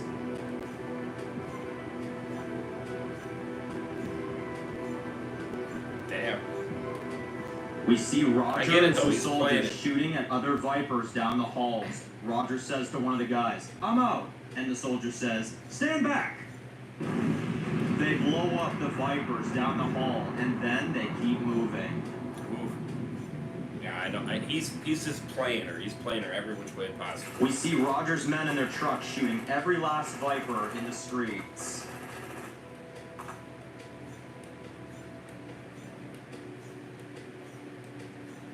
We see a few Vipers are trying to shut the gate as they're trying to stop the dead from getting in. But then...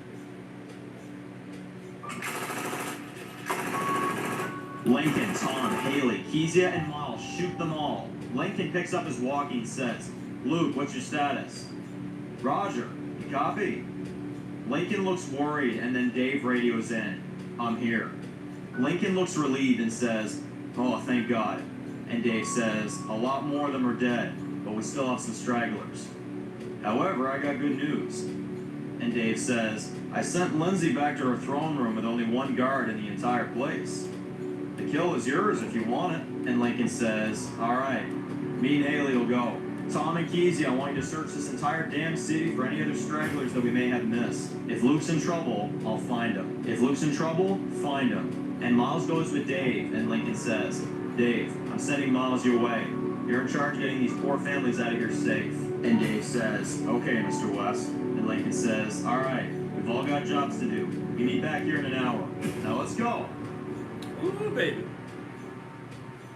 Dave is running through the halls, killing all these Vipers, when then he runs out of ammo. Oh, shit. A Viper tackles him to the ground, and the Viper puts his hands around Luke's neck and starts choking him. The Viper is saying, you took our home.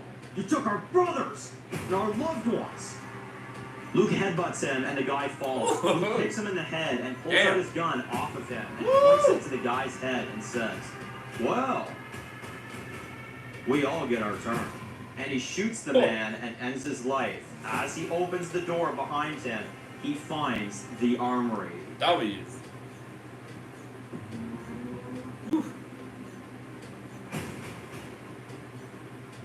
W's on that.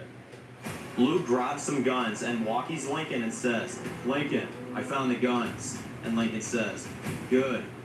Now let's burn this shithole to the ground.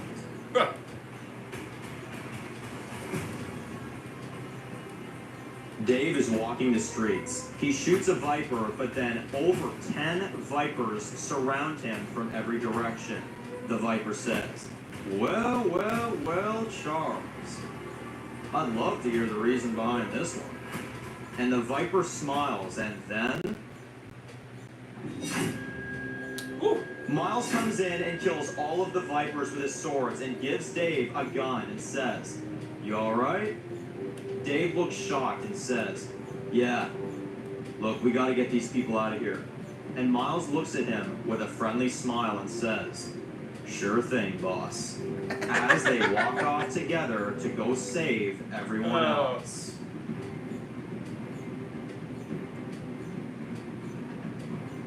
Back with Tom and Kezia.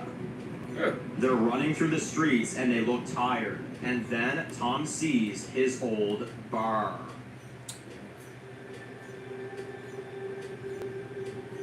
Tom looks pissed and tells Kezia, "This place was mine."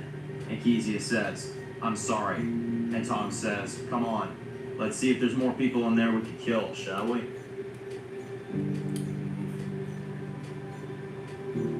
Be careful. They enter the bar to find it empty. Tom says, "Kezia, search the back." Kezia walks out back, and then Tom walks behind the counter, and he starts to remember the first ever drink he offered Billy.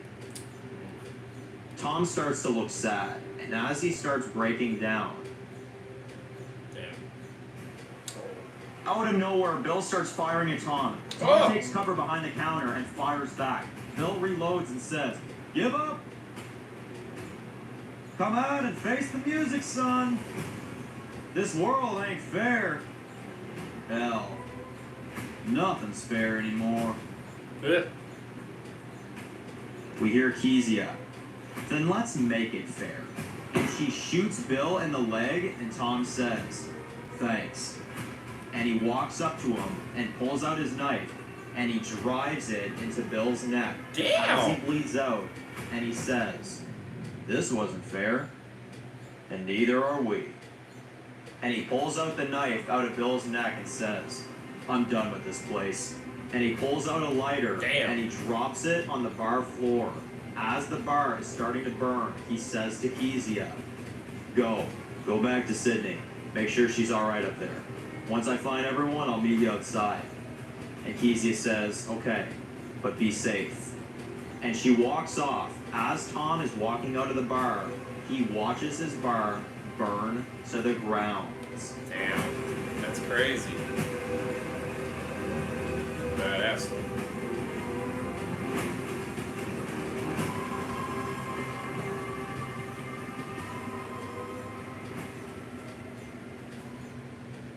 In the dungeon, Steve and a few other Vipers are standing guard when all of a sudden,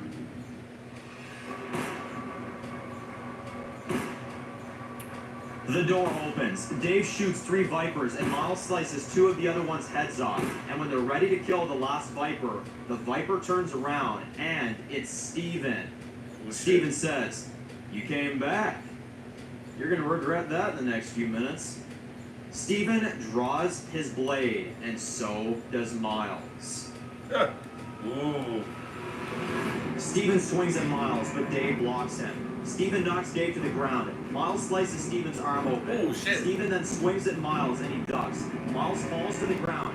Dave is starting to get up slowly. Miles is kicked to the ground. Steven then takes Miles' 2 swords away from him.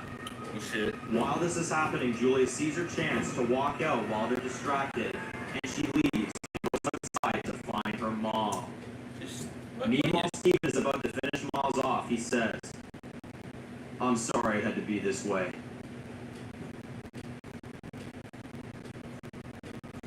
Dave says, "I am too." Ah! Damn. Dave shoots Steven and he kills him and gives Miles his hand and says, "You alright?" Miles says, Hell yes. "Yeah." And they look at all the scared children and Dave says, "It's okay. We aren't gonna hurt you." And he puts his gun back in his holster and says, "It'll all be over soon."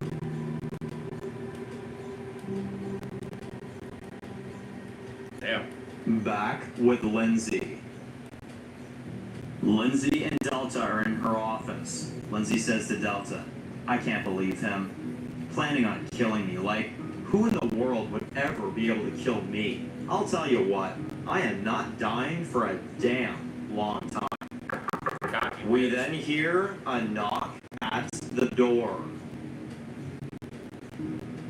Cocky bitch. Delta opens the door. Ah! Lincoln and Haley storm in, and Lincoln shoots Delta in the head. Damn. They try to shoot Lindsay, but Haley and Lincoln are out of bullets. Lindsay starts laughing and says, "Well, look at you two. You must be pretty damn happy." "Huh? Well, go on, Mr. West. I'd love to see what all the fuss is about." Sure. Haley tackles Lindsay to the ground. She starts punching her in the face over and over again. Lincoln is about to help when all of a sudden, Julia walks in with a gun pointed towards Lincoln's head and says, "Don't you hurt my mother, you son of a bitch." Lincoln is forced to drop his gun, and Haley gets up and puts her hands up. Lindsay then starts to get up. Lindsay pushes Haley out of the window. Lincoln screams as he watches this happen, and Lindsay looks at Lincoln with a smile and says, "Whoops." And Julia says, "Get the hell out of here. Go!" That bitch. Lincoln rushes outside, but Haley is now gone. Lincoln is crying as he doesn't know where she is. Shit. Oh, should I die? Lindsay hugs Julia, and Julia hugs her, but then she sees all of the heads on Lindsay's shelf. Julia starts crying, and Lindsay says, "Honey, we need to go."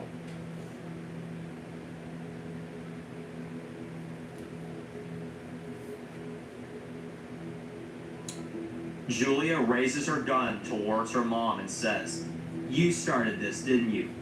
Didn't you? Whoa. That's why you didn't want me knowing. You killed and you lied and you never told me. Is that it?" And Lindsay says, "I can explain." Julia says, "There's nothing to explain." And Julia starts walking out, and Lindsay says, "You can't go out there, it's too dangerous." Julia shoots Lindsay in the arm, and Lindsay screams out in pain, and Julia says to her, "It's over. I'm never coming back here again." And Julia leaves the room as she starts crying, and she is now on her own. Wow. Damn. Oh, he was Julia. She helped her, but then when she realized the truth, she said, "Fuck you." We see Sydney watching a burning city. She then pulls out her walkie, but there's no sign of anyone out there. We then see Kezia shows up and hugs Sydney and the rest of the guys, and Sydney says, "Oh my god, are you okay? Where the hell is everyone else?" Kezia asks, "They aren't here?" Sydney says, "You're the only one that's come up here since this whole thing started." Derek says, "You see anyone else out there on your way out?" Kezia says, "No." And they all look a little bit worried for a minute.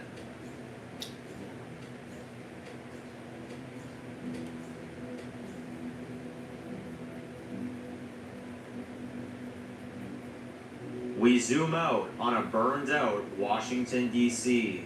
as we see Tom walking the streets all alone.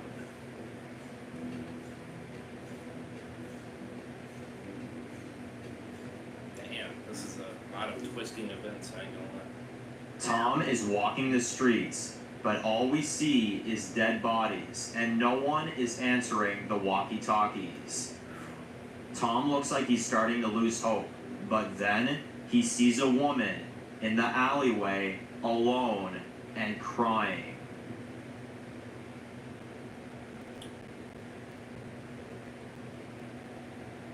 Once he gets closer to her, we see It's Julia. I figured it was gonna be her. Tom walks up to Julia and he says, "Hey, it's alright. I'm not gonna hurt you."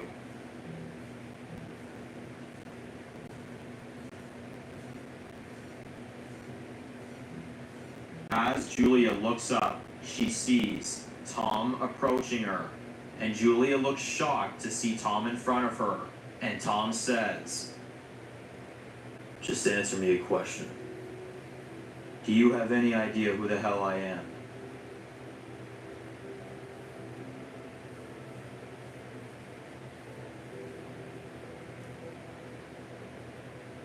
Julia says, "Tom?" Tom says, "Hey kid, look, we can't stay here, okay? It's not safe around here anymore." Julia looks a bit hesitant and Tom says, "Look, I know I barely know you. I know you probably don't trust me, but I assure you, if you come with me, I'll keep you safe, that's a promise. No one is ever gonna hurt you, okay?" Julia slowly gets up, and they hear the deadheads coming down the street, and Tom says, "You trust me?" And she nods at him, and Tom says, "Okay, let's go." And they run out of the city together. Wow. Yo, that's interesting. Okay. The next morning.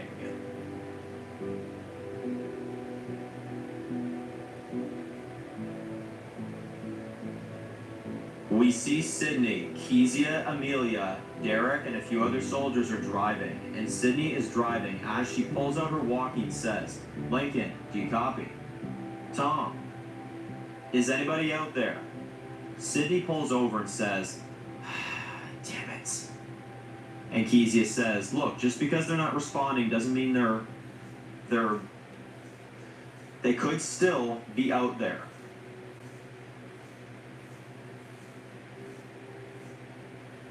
Sydney says, I know, we need to know." And Amelia asks, "Did Lincoln set up some sort of place that we could go for emergency like this?" Sydney says, "No, but I'm not going back home until they're all found." And Kezia says, "Okay, well, maybe we can find a place to stay for a few hours." And Amelia has a small smile and says, "I've got just the place."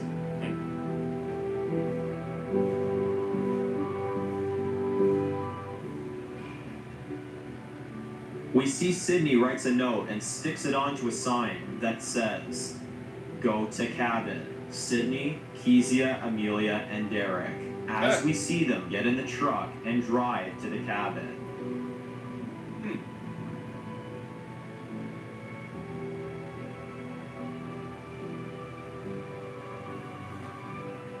They arrive at Amelia's cabin, and then they notice there's a truck and an army truck that's already parked there. Damn. Sydney and the others step out to see Luke, Roger, and the rest of the military survivors. Some look in bad shape after the battle. Sydney runs up to Luke and hugs him and says, "I'm so happy to see you." Luke says, "You too." And Sydney asks, "How did you know we'd be here?" And Luke says, "Well, Sydney, if there's one damn thing I know way too well about you is where you'd go in a situation like this." Sydney says, "So is it over? The Vipers?" Roger says, "We got most of them last night, but we're not sure." Sydney asks, "Tom? Lincoln? Dave and Miles?" Roger says, "We're still looking." And Sydney looks a bit worried for them, but is also happy she's found some of the group. Yeah.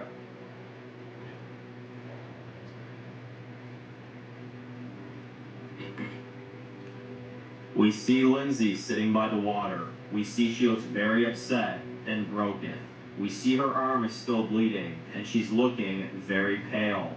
We see she was found by David last night, and there were remaining 22 Vipers that are left. And David walks up behind her, and Lindsay says, "Leave me alone."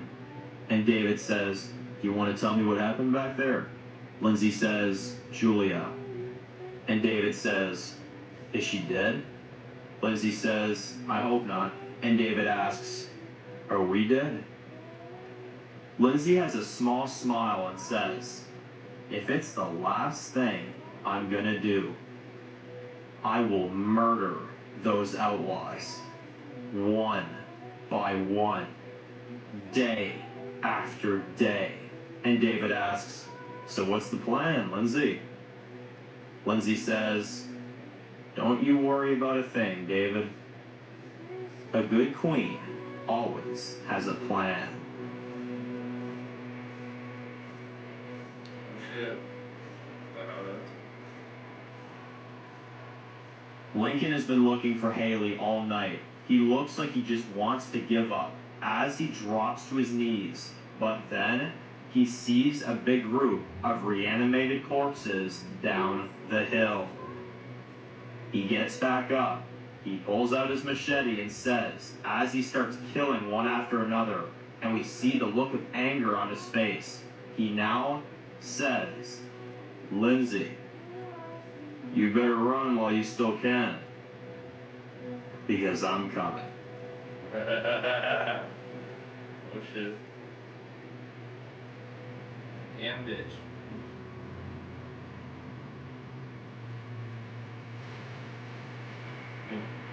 Wow.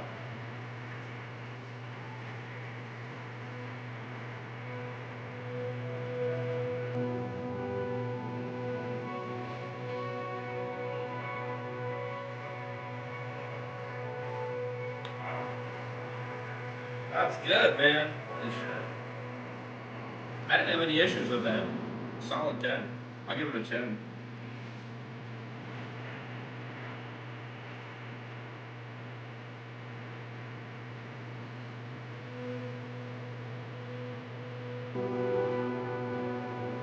Yeah.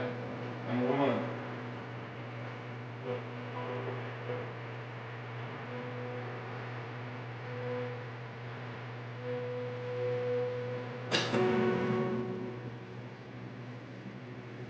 A 10? Nice on me. Yeah. Yeah, I don't have any issues with that. I really don't.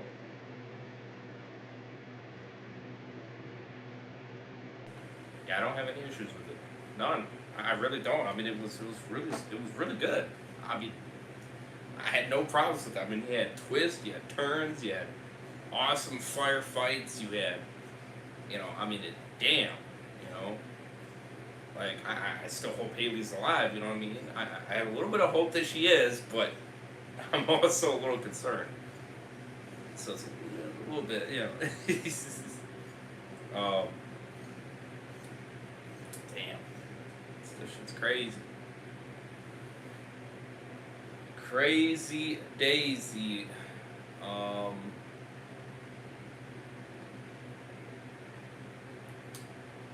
yeah, crazy. It was a finale before the finale of the world. Yes, yes. And it was a damn perfect one, I'll tell you what.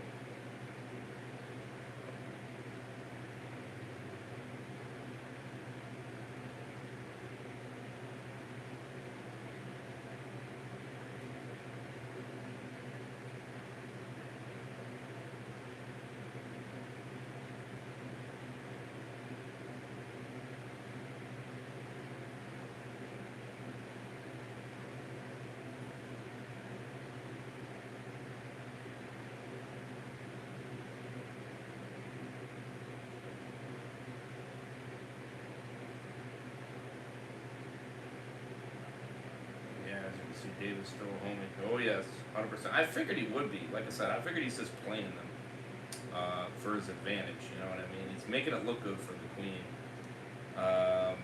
Maybe because he'd rather have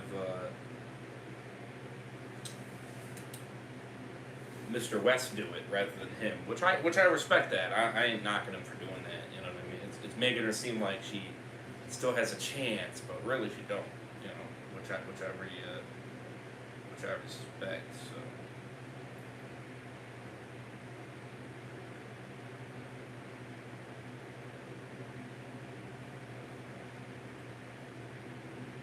So, all right.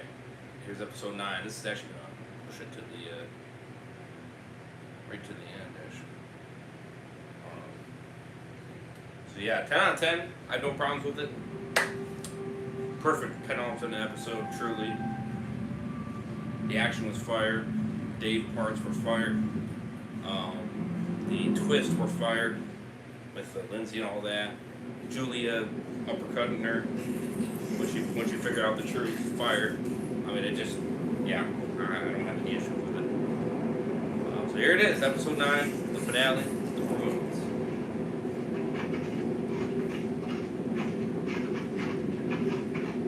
Let's see if Lindsay makes it. Yeah.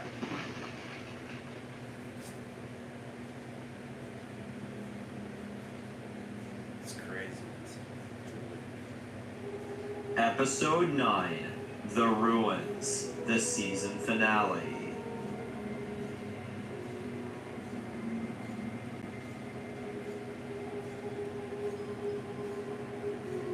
In the future, we see someone walking in the woods in the rain. We don't see who it is though. As they continue to walk, they walk up to the old covered bridge.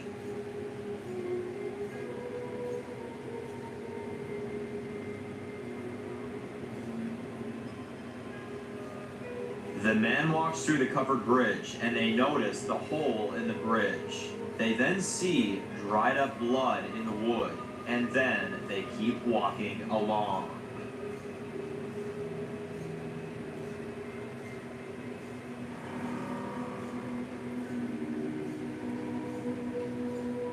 As the sun is starting to rise, the man walks into a post-apocalyptic, burned-out suburban estates. As the man walks through, he continues on his journey.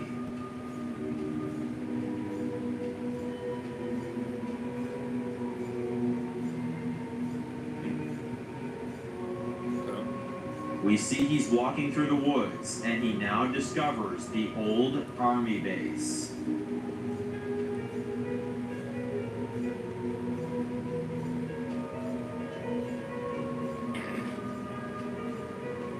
We see him find the old burned-out ranch. And finally, as the sun is starting to set, he sees... Yeah. Old locations. I see that. We see a post-apocalyptic Washington, D.C.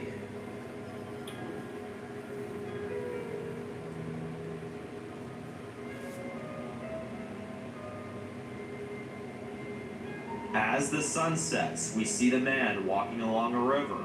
The man stops for a sec. It's nothing but silence. And then we see something washing up, and we see it catches the man's attention. He walks over to then find an old skeleton in the water. Oh!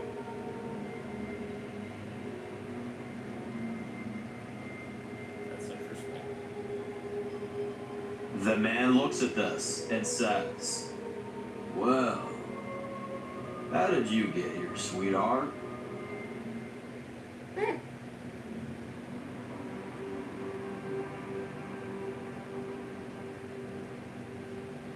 Currently, as we see Sydney sitting by the water with a gun in her hand, she says to Luke, "How did we get here?" Luke says, "Survive it." Sydney says, "Yeah, I wonder if it's going to catch up to us eventually. Like all of this is a test. All we do is take risks." And Luke says, "Everything's a risk now, Sydney." And Sydney nods and says, "Huh, maybe." As she and Luke start walking up the hill back to the cabin. And as they walk up the hill, they walk into the cabin, but we see someone is watching them from far.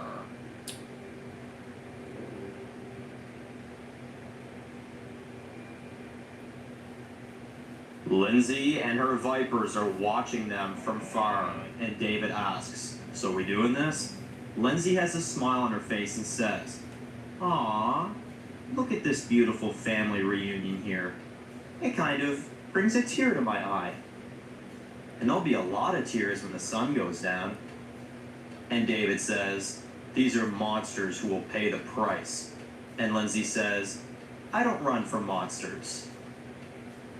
They run from me." Shit. Oh, man. Flash forward there. Oh. Yeah. Yeah, very interesting. This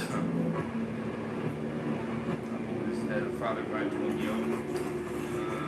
Not messed up with the place behind them, Leo. He had to kill Lincoln, right? They took Kate out. Oh, yeah. Flashback to 2 months after the outbreak. Lincoln is walking the roads when he then finds a car. We then see it still has a half tank of gas, and Lincoln then gets inside and starts driving.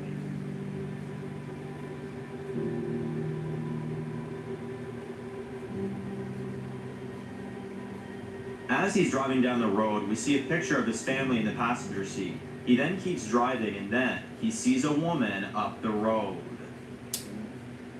Okay.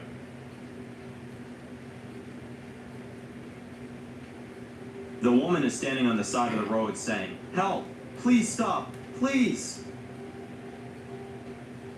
Lincoln sees her, and he looks like he wants to keep driving, but out of the goodness of his own heart, he stops.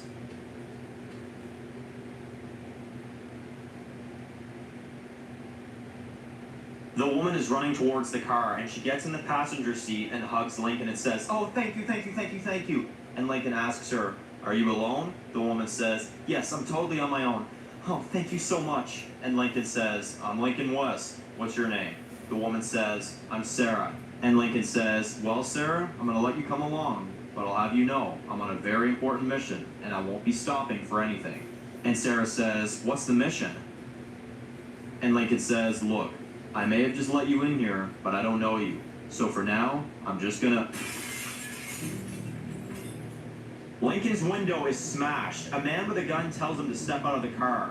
Lincoln looks pissed and steps out. Sarah gets out of the car and she walks over and ties Lincoln up with a rope. The man has a gun pointed towards him and Sarah says to Lincoln, "We're sorry. We need all you have."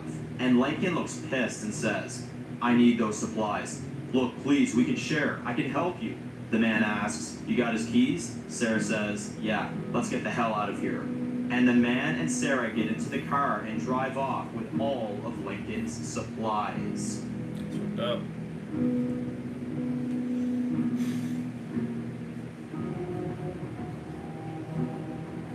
Lincoln is standing on the road tied up as he watches them drive away, as he now has nothing left. No weapons, no food, and no car.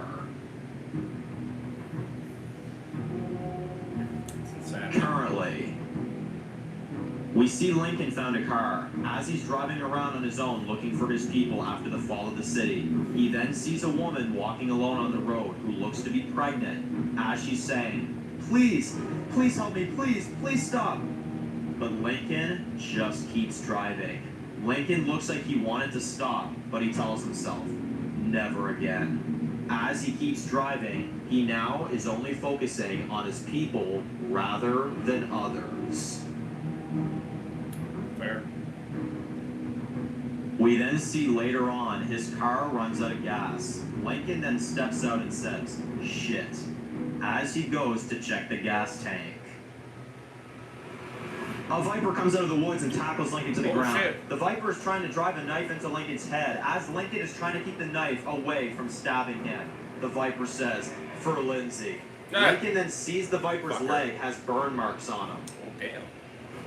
Lincoln gets the upper hand and kicks the man in the leg, and the viper falls to the ground. The viper gets back up and draws his machete. Lincoln then draws his machete, and then... the viper swings at him. Lincoln ducks and tries to swing at him, but as the viper punches Lincoln in the face, we see as they're fighting, the dead are coming up the road. Lincoln slashes the man in the shoulder, and the viper then headbutts Lincoln, and Lincoln falls to the ground. As the viper's arm is now bleeding, Lincoln then falls and hits his head on the road, and it knocks him back. But as the viper starts running off into the woods, he leaves Lincoln to be eaten by the dead. As Lincoln tries to get up, he pushes a few of them off of him. But then, as he picks up his machete off the ground, he kills a few of the deadheads in front of him. He takes his gun out of the car, and then he breaks off into the woods to hunt down the Viper. As you see the Viper running through the woods with a smile on his face, we then see Lincoln shoots him in the arm from a distance. We then see the Viper runs away and he enters an old church.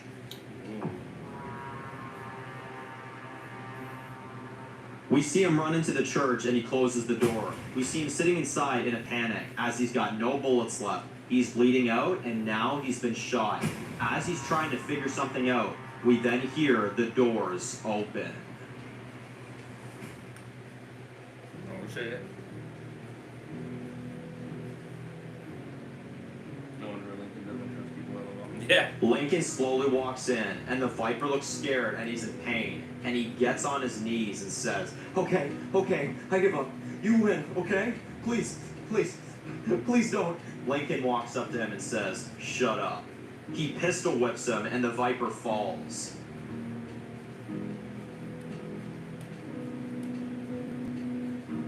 Lincoln points the gun towards him and says, where is she? The Viper says, I don't know. And Lincoln says, of course you don't. And the Viper says, if she's still out there, she's out for blood. You should probably give up now while you still can. Lincoln shoots him and ends his life. You gonna give up? You're a crack. That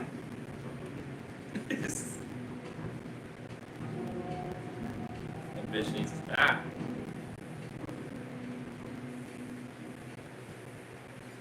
Lincoln then looks at the cross as a huge ray of light starts shining through the window, and Lincoln walks up to the cross and says, I don't know what I am to you. A murderer? A father? Or a hero? Ever since you decided you wanted to go ahead and change the world into what it is now, I lost my family. But then I got them back. You made me think I could settle down, be the person that I was supposed to be. And 3 months later, you took them from me. And instead of sitting there, I did something. I stepped up. I killed the people that hurt my family. I lost my family by trying to be good. And now, I lost my family because I did something. What do you want from me? Damn. Who am I supposed to be? I'm not asking for forgiveness. I'm just asking for something, a sign. Give me a reason. Lord, give me a reason to live. He then hears people outside of the church. As he slowly walks up to the door, he has his gun out, ready to fight.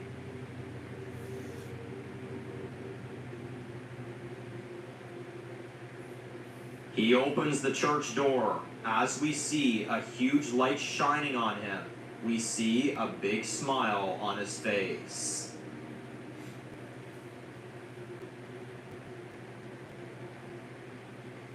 Back with Tom and Julia. As we see they made it out, they stop for a second to get a breather.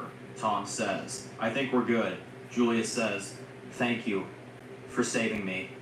I honestly was considering just ending it. And Tom says, don't worry about it. I wasn't gonna let you die, kid. And Julia asks, where's your friend? I never had the chance to thank him for what he did for me back at the bar. Tom looks emotional and says, he didn't make it. And Julia looks sad and says, no. And she starts crying and says, how did it happen? Tom says, Billy and I were in a fight with a madman. He killed him right in front of us. Julia wipes her tears and says, I'm so sorry. He was a good man. And Tom says, yeah, he was. And Tom says, we should go. There could be more of them out there. And Julia says, yeah, my mom's gonna find us. And Tom stops for a second and asks, your mom? Julia looks nervous and says, I didn't want to come with you. Trust me, I'm as good as dead. And Tom says, who's your mother? Julia looks scared and says, Lindsay. And Tom looks shocked to hear this and says, the Queen? That's your mother? Julia says, let me explain, please. My mom, she always wanted to protect me. She never wanted me to get involved in her fights. But when you guys attacked, I saw her for who she really was. She kept talking about a group called the Outlaws. But every time I would try to talk to her, she would try to cover it up. And now I know why.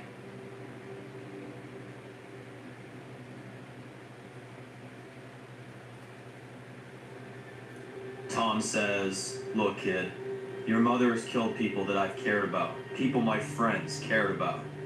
We went in there for justice, to make sure that it would never happen again. Your mother is responsible for a lot of horrible things, kid. And Julia says, I know she is. You see, she was like this before and we got her help. But I thought she finally got better. Maybe she finally changed. But I was foolish. I thought she could have been better, but it was always there. This is who she's always been.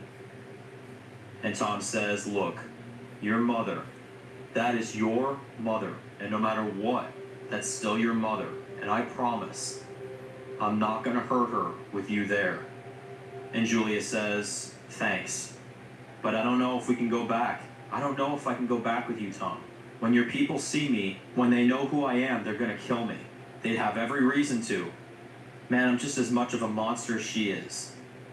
And she starts walking away, and Tom looks at her and says, hey, you listen to me. You are not a monster. I've met several monsters over the past year, and you are not a monster. You're a good kid that was in the wrong place at the wrong time. And Julia is crying, and Tom says, hey, listen to me. No matter what I'm gonna have to do, I'll never let anything happen to you. Yeah. I respect that, truly. Julia says, you promise? Tom says, I promise. And she hugs him, and Julia's crying, and Tom starts to cry as they hug each other. But as Julia looks behind Tom, we see a man approaching them.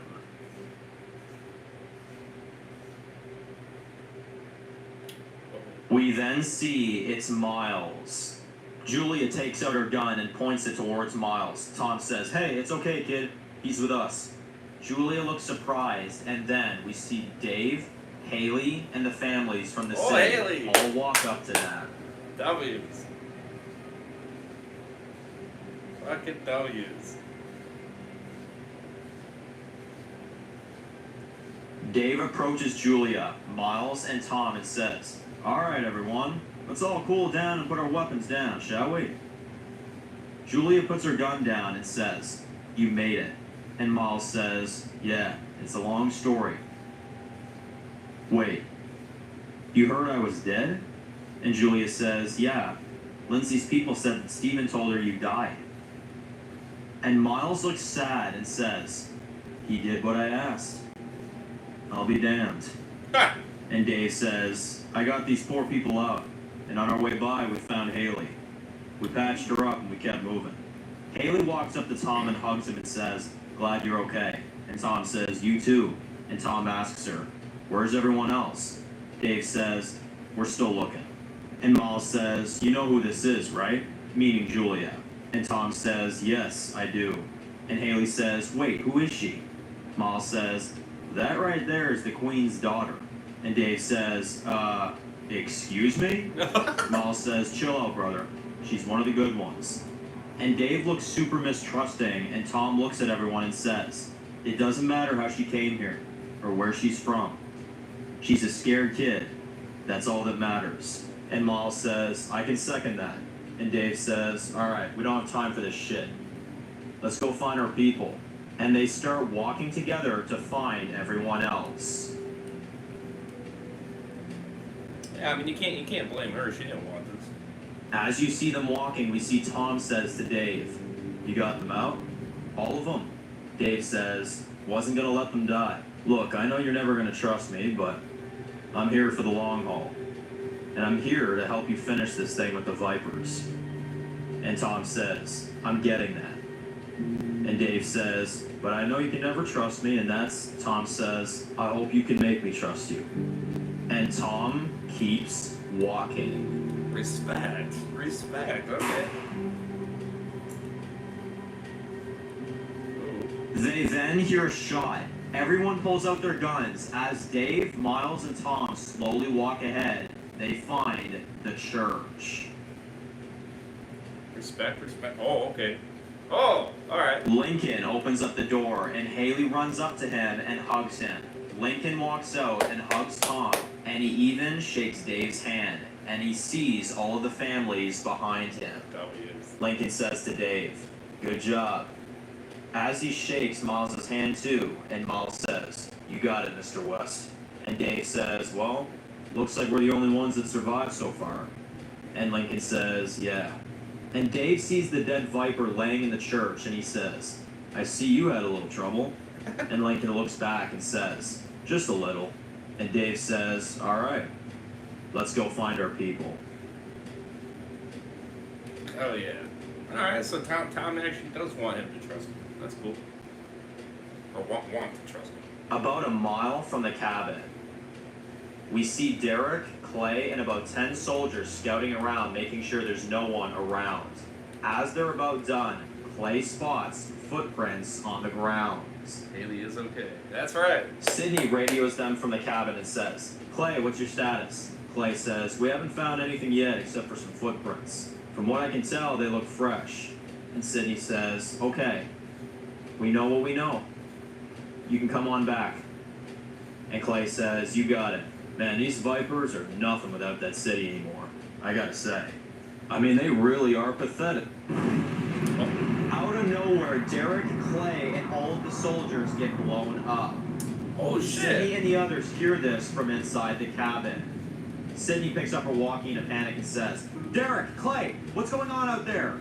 No one answers, and Sydney and the others look worried. Uh-oh. Damn, not your Clay. Shit. We see Sydney, Luke, Kezia, Roger, Amelia, and the rest of the guys look all scared. As we see Sydney says, we gotta go. We get out the back and we cut through the woods. It's our only choice, and Roger says, are you sure?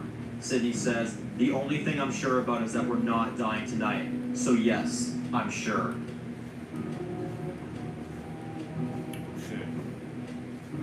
We see Sydney, Luke, Kezia, Roger, Amelia, and the last few soldiers that have got left. They all run out the back and run through the woods. We see everyone running as fast as they can. As everyone is running through the woods, they keep on going. Where we at? 5 big trucks all light up in front of them. Shit. Sydney and everyone looks terrified as the Vipers step out of the trucks and surround them from every direction. Uh-oh. Shit. Lindsay walks out and says, guns on the ground, now! Sydney looks pissed and they all give up their weapons. Lindsay then walks up to Sydney and says, well, hello again. I tried to tell you. You should have been careful. She looks at Sydney and says, you know, I thought about just killing you instead, but then I thought, it would have been too easy. Turns out, that would have been the best thing I could have ever done. And Sydney starts laughing and Lindsay says, is this funny to you? Sydney says, yeah. Yeah, it is. You had Chris and these people turned against us. You had all of your people turned against us. Yet somehow, we ruined your world. Yeah. That's pretty funny to me. Ah! Okay. Lindsay looks pissed and Roger says, are you gonna kill us? Huh? Is that it? Lindsay smiles and says, do you have any final words, Sydney? And Sydney looks at her with a cold look in her eye and says, tread lightly. And Lindsay turns around and says, David, take the girl out first. Out of nowhere, Lincoln, Dave, and the others all come rushing in, killing several of Lindsay's men. Lindsay and David see this and start running away. Lincoln yells, she's escaping! Don't let her get away! Go! W's Lincoln. We see all of Lincoln's people chasing after her men. As Roger and the others pick up their guns and help. Woo. Sydney then spots Lindsay running off into the woods, and she chases after her.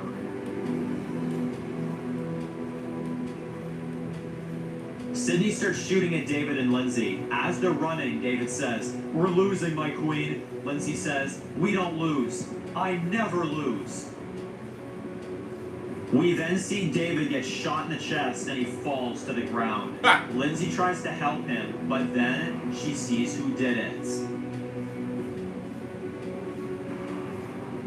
We see Sydney with a gun from a distance.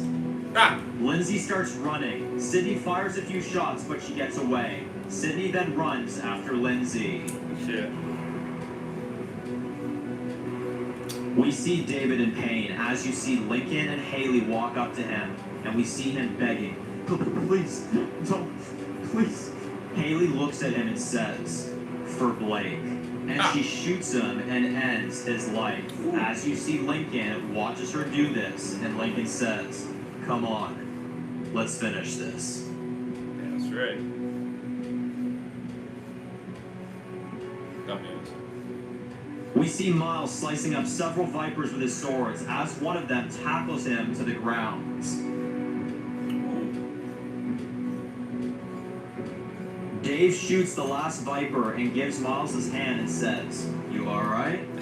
Miles thanks him and says, yes, boss. We see Lindsay is still running as she steps out in front of the river. We see her hiding behind a tree. We see Sydney fire her last shot. As she's looking around, we don't see Lindsay anywhere. It's gonna come out. Yep. Lindsay comes up behind her and knocks Sydney to the ground. Lindsay says, well, you're not so tough without your friends now, are you? And Sydney says, my family. You killed my family. Only problem is, you didn't kill them all. Yeah. She kicks Lindsay to the ground. As Lindsay falls, Sydney then starts punching her in the face over and over again. Bit. Damn.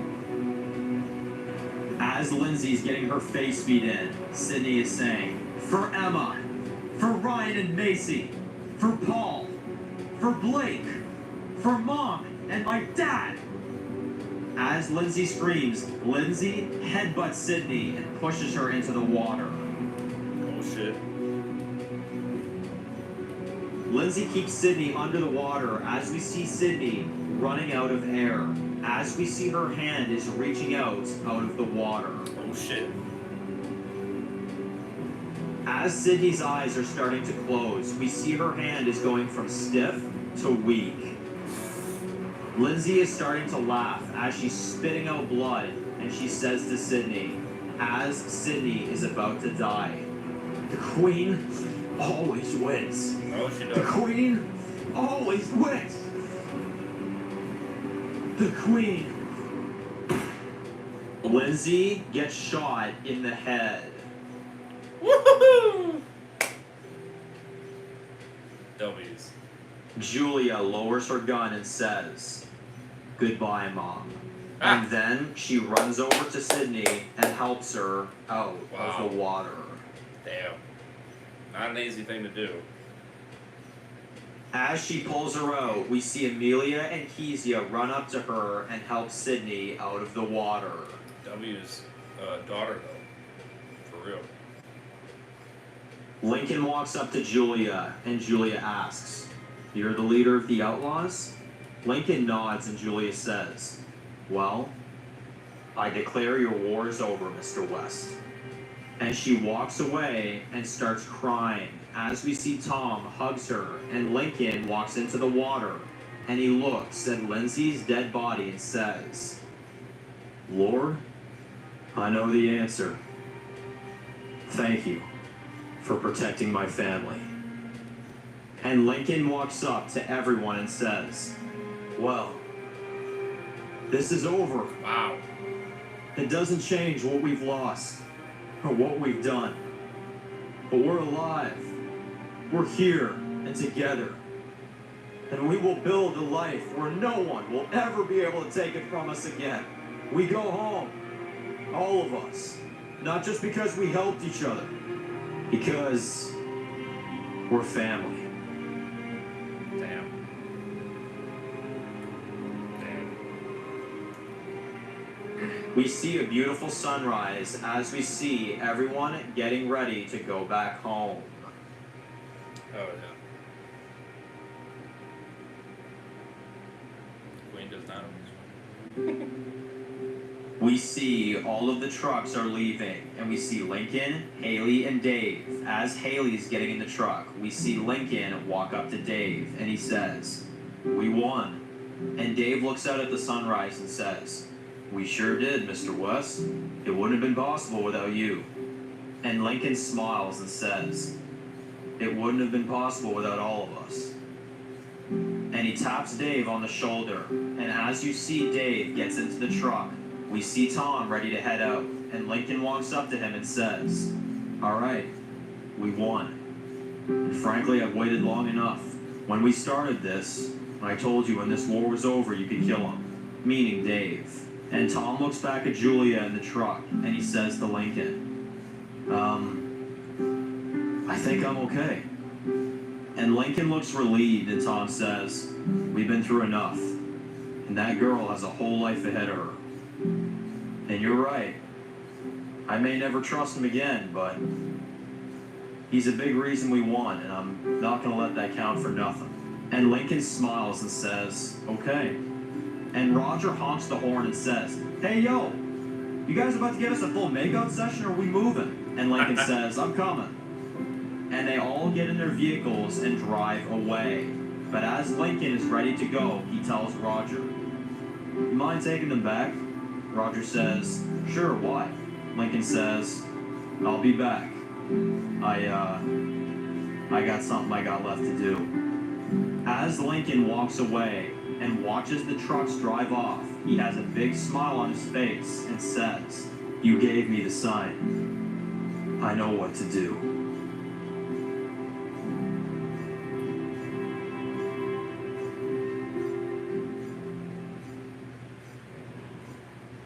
Two months after the outbreak,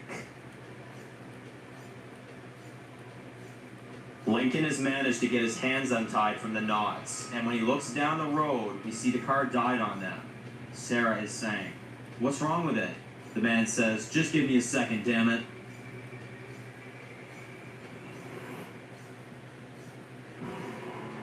Out of nowhere, Lincoln drives a machete right into the man's head. Sarah then sees Lincoln covered in blood, and Lincoln picks up the man's gun and shoots Sarah through the windshield.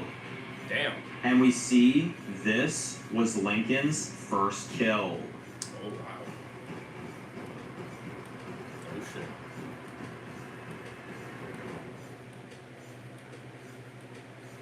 Currently, he finds the same pregnant lady walking the streets. When Lincoln pulls up, he gets out and says, hey, it's okay.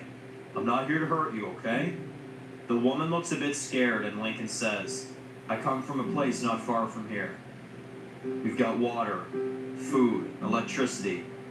You can come back with me if you want." The woman says, "Is it safe?" Lincoln says, "Yes." And the woman looks desperate and says, "Thank you." And she and Lincoln ride off together as he now has helped her.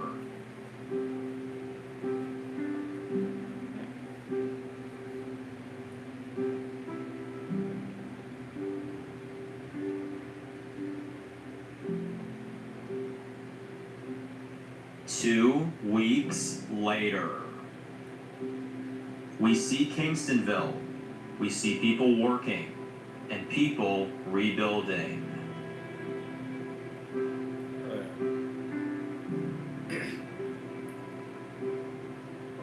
As we see Lincoln walking around with a smile on his face,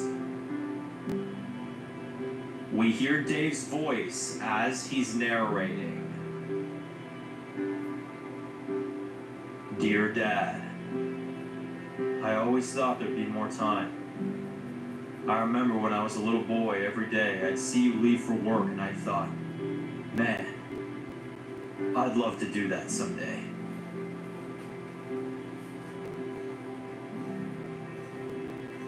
We're up to date.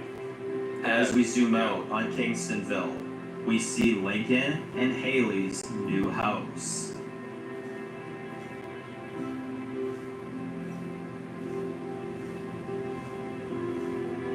As Lincoln looks out the window at a thriving community.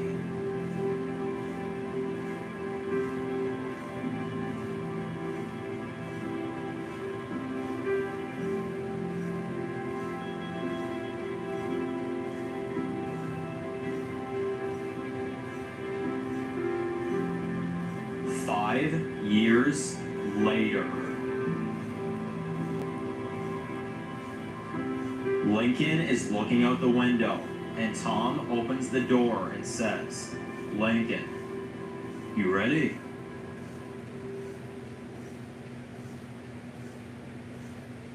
Lincoln looks back at Tom and says, yeah, I'll be down in a sec. And Tom walks out, and Lincoln grabs his machete on the table, and then he walks downstairs. Lincoln walks downstairs and walks into the kitchen and kisses Haley and says, good morning, babe. Haley gives him a plate that she has ready for him and says, here, if you and Tom are going out today, you're going to need full stomachs first.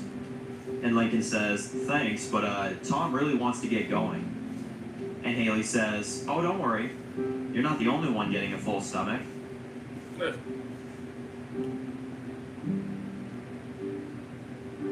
We see Lincoln walking into the dining room to see Tom eating some breakfast. And Lincoln says, I thought you wanted to get going. And Tom says, but bacon, pancakes, and eggs are priority, bud. And Lincoln sits down and starts eating. We then see Lincoln's son, named Billy, runs up to him and says, are you leaving, Daddy?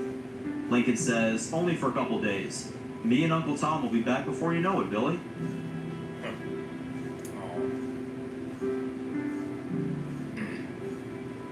We see Lincoln and Tom heading out as he says goodbye to Haley and Billy. Oh, nice name. As Dave's narrating. We're now 5 years later, and I still think about you every day. I think about how you fought every day to save this country, to save these people.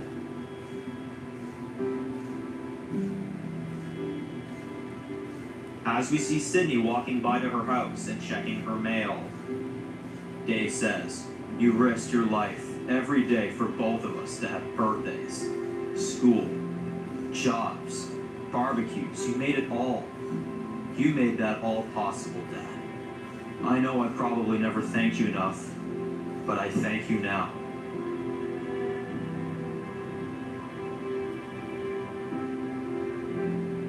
As Dave is doing some yard work, Dave says, I'm a father now.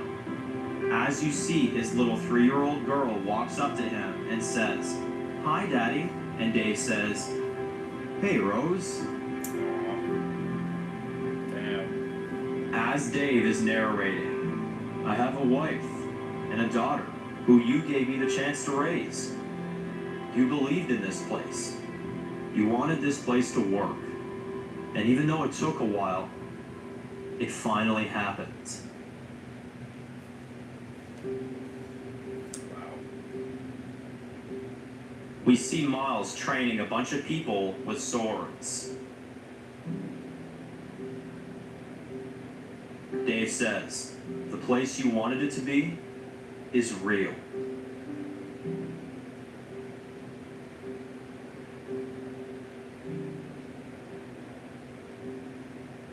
as you see Lincoln and Tom pulling out to go on a run.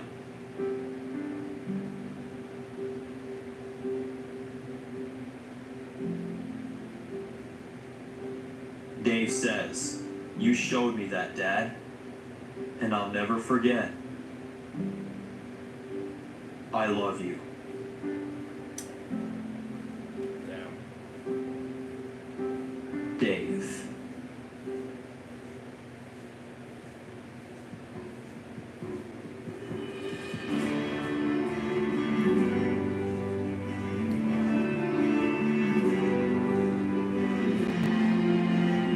Damn.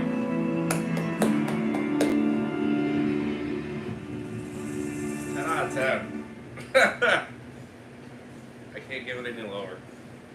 That finale was amazing.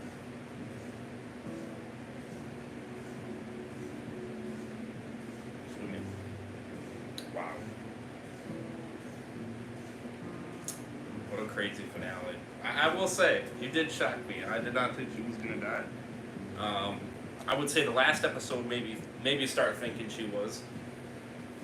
So I guess you could say I changed my answer after seeing episode 8. Getting to the end of it. So yeah, damn.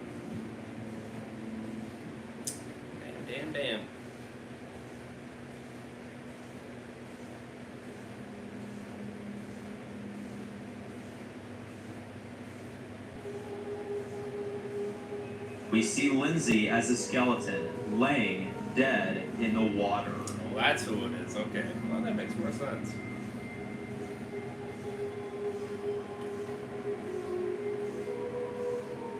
We see the man walking and continuing on his journey, when then he stops.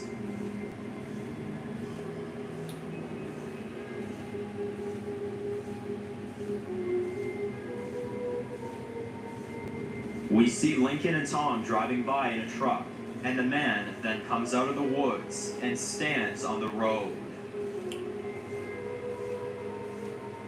Oh.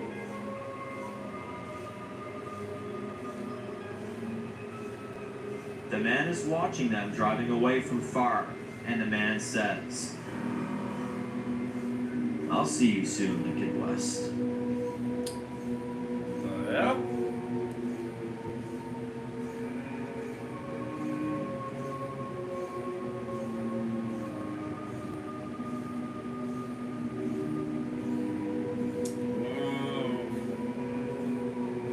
It's crazy.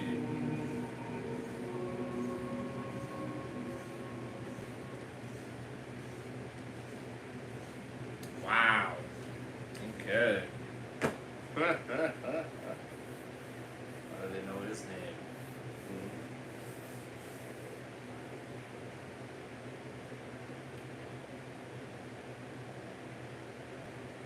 They called the kid Billy.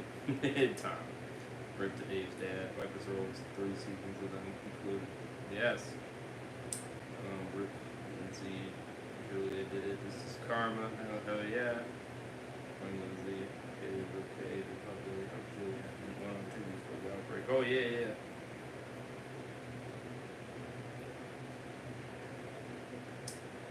Wow, 2 10 out of 10s, awesome. Yes. Yeah, I give it a 10. I didn't have any issues with it. I mean, damn. It couldn't get any better than that, really. I was actually impressed. I didn't think it was going to end off so nicely, honestly. And you still had a little bit of a ooh, who's this guy? You still had that, which made you like intrigued to watch the next season to see who it is. So I mean, you still have that, But yeah, I didn't have no problems with it really.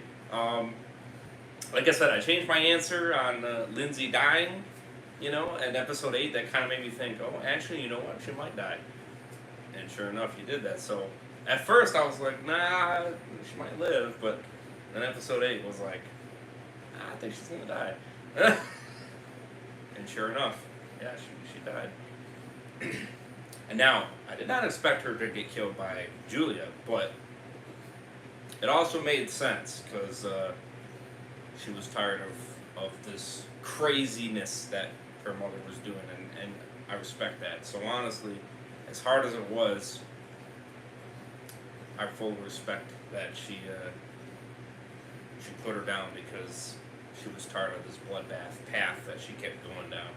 So honest respect, truly. So hopefully that makes her a better person. I think it will, and it shows that she's a better person than her mom. So respect there. What's up, Mega Matt? Welcome. Let's get raised. Glad you're enjoying the show. Next season is when I join as co-writer. Yes. Oh shit. Wow. I have to be getting credit for you, my man. I have to be getting credit for Dan Reviews and Mega Matt. So this should be interesting for sure. This is when the fun starts, right? So, definitely intrigued, for sure. Wow, 2 10 out of 10s though. Yes, yeah. For once we have a happy ending, right? The style of the next season is very different. We take risks here. Oh shit. Season 4 is the fan favorite. Been waiting to get to this season. Yes. Oh yes. And here we are. Now we are at this season. Craziness. Fan favorite, huh, man? I mean, I've been giving you solid ratings. Solid ratings.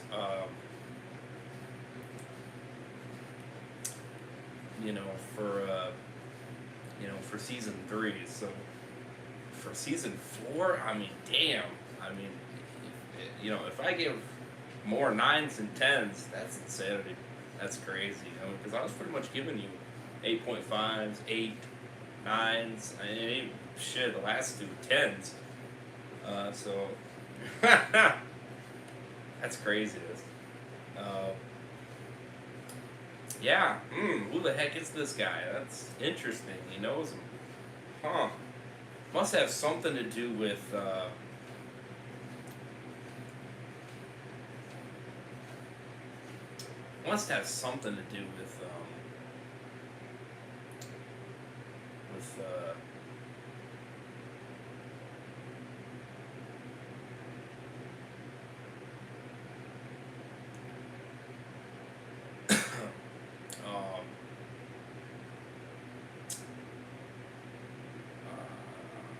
for season 4. That's crazy. For sure. So yeah, crazy.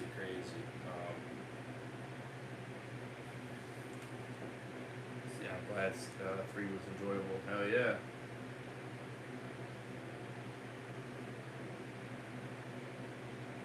Oh, wait, what? That must be a new thing they added.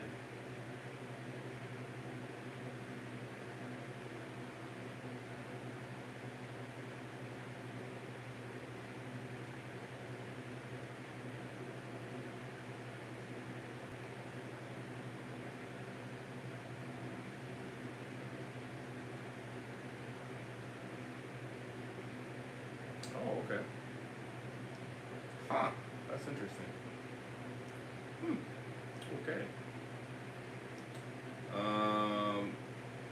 Yeah, I'm glad 3 was enjoyable. It was. Also, you're close enough for me to say this. 408 is a comedy, full-on comedy episode of the one. Ooh, interesting. All right. Interesting. Definitely interesting, I will say. Alrighty, so yeah. Episode 7, I gave a 9. Episode 8, I gave a 10. And episode 9, I gave a 10. So, wow. W episodes for sure. W reaction to these only, yes. I'm happy I finally got to them. I apologize. I kept pushing them back and this and that because there was times I did want to actually jump into it, while Dead Walker was here, but then I got distracted with some people being live and this and that. And if it wasn't that, then starting to get tired. You know what I mean? And obviously, you know me, I want to be, fully intrigued and invested as I'm seeing what happens. Interesting that you're adding Mega Matt into this, so that's cool. That's awesome. Is he like right in the beginning of the season? Day of Grievance, is he?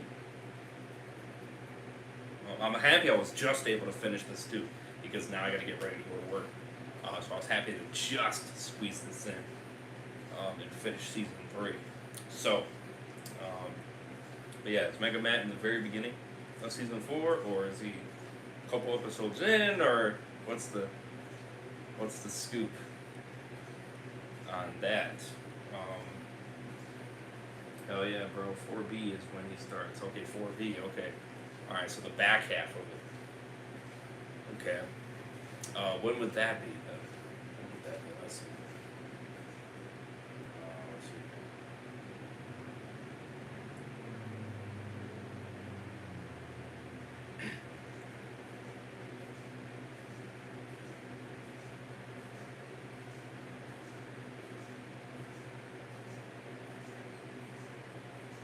Ready, so that would be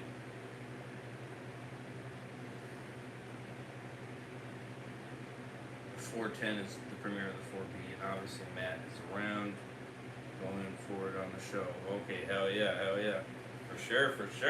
Okay, so episode 10. So yeah, we got a hot minute. All right. I see why I say no wonder why you add more episodes. Damn. Damn. Alright.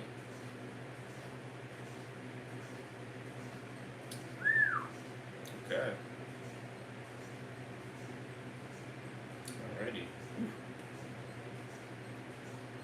It's gonna be interesting. But yes, we'll be back with season 4. So, alright, so that way then I know at least not to put him in there right away. I'll wait until season 4.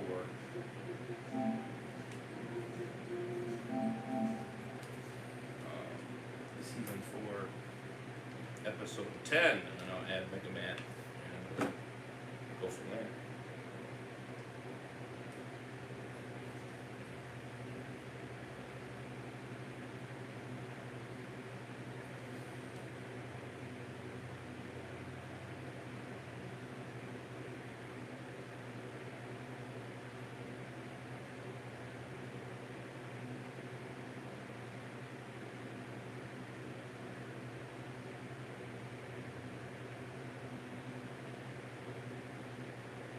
Obviously, Matt is around. Okay, yep. 18 episodes, bro. And you're waiting with the rest of Evola. Yeah. Craziness. Who knows? And maybe by the time I actually finish season 4, maybe, I might just get caught up to where that season 5 releases, which would be insanity. So, that would be craziness. So,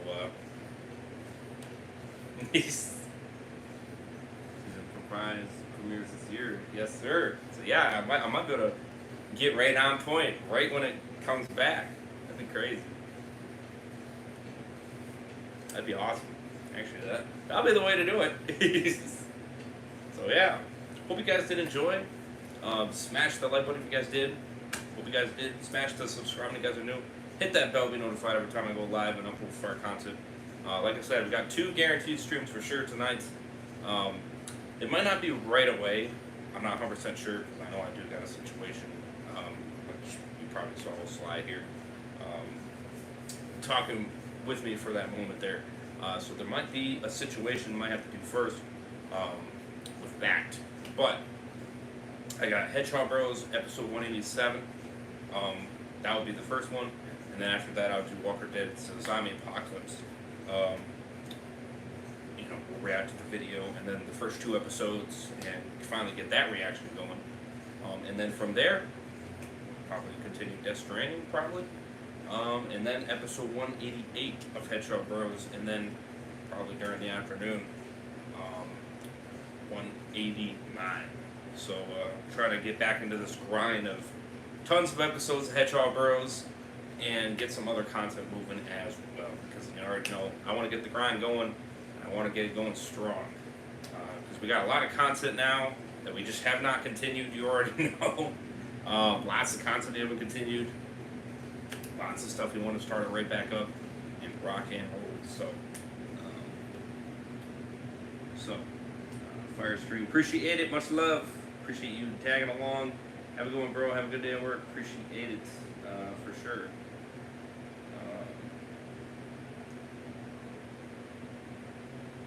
So yeah. So more fire content tonight. Stay tuned. Keep the grind going. Yeah. So I'll see you guys in the next one. Remember, check out Dan Reviews. His channel is in the description as always, as well as the playlist for his complete World Gone Mad universe. So definitely do check it out if you guys are interested. I definitely recommend it. Check it out. I think you guys will like it a lot. Definitely give it a chance. So yeah, links for everything in the description. Subscribe if you guys are new, would appreciate it. On the road to 8K. Thank you for the new subs that we did previously gained. Getting very close to 7K, which was insane. So I do appreciate it. Hit that bell, be notified every time I go live. Hit that like button if you guys enjoy, would appreciate it. Social medias, second channel, Twitch channel, Heisenberg's channel, down below as always. All that good stuff. And like I said, I'll make a playlist reacting to World Gone Mad reaction. So all that good stuff. Anyways, I'll see you guys later with another one. Over and sign out. Peace. Everyone, guys, much love, stay safe.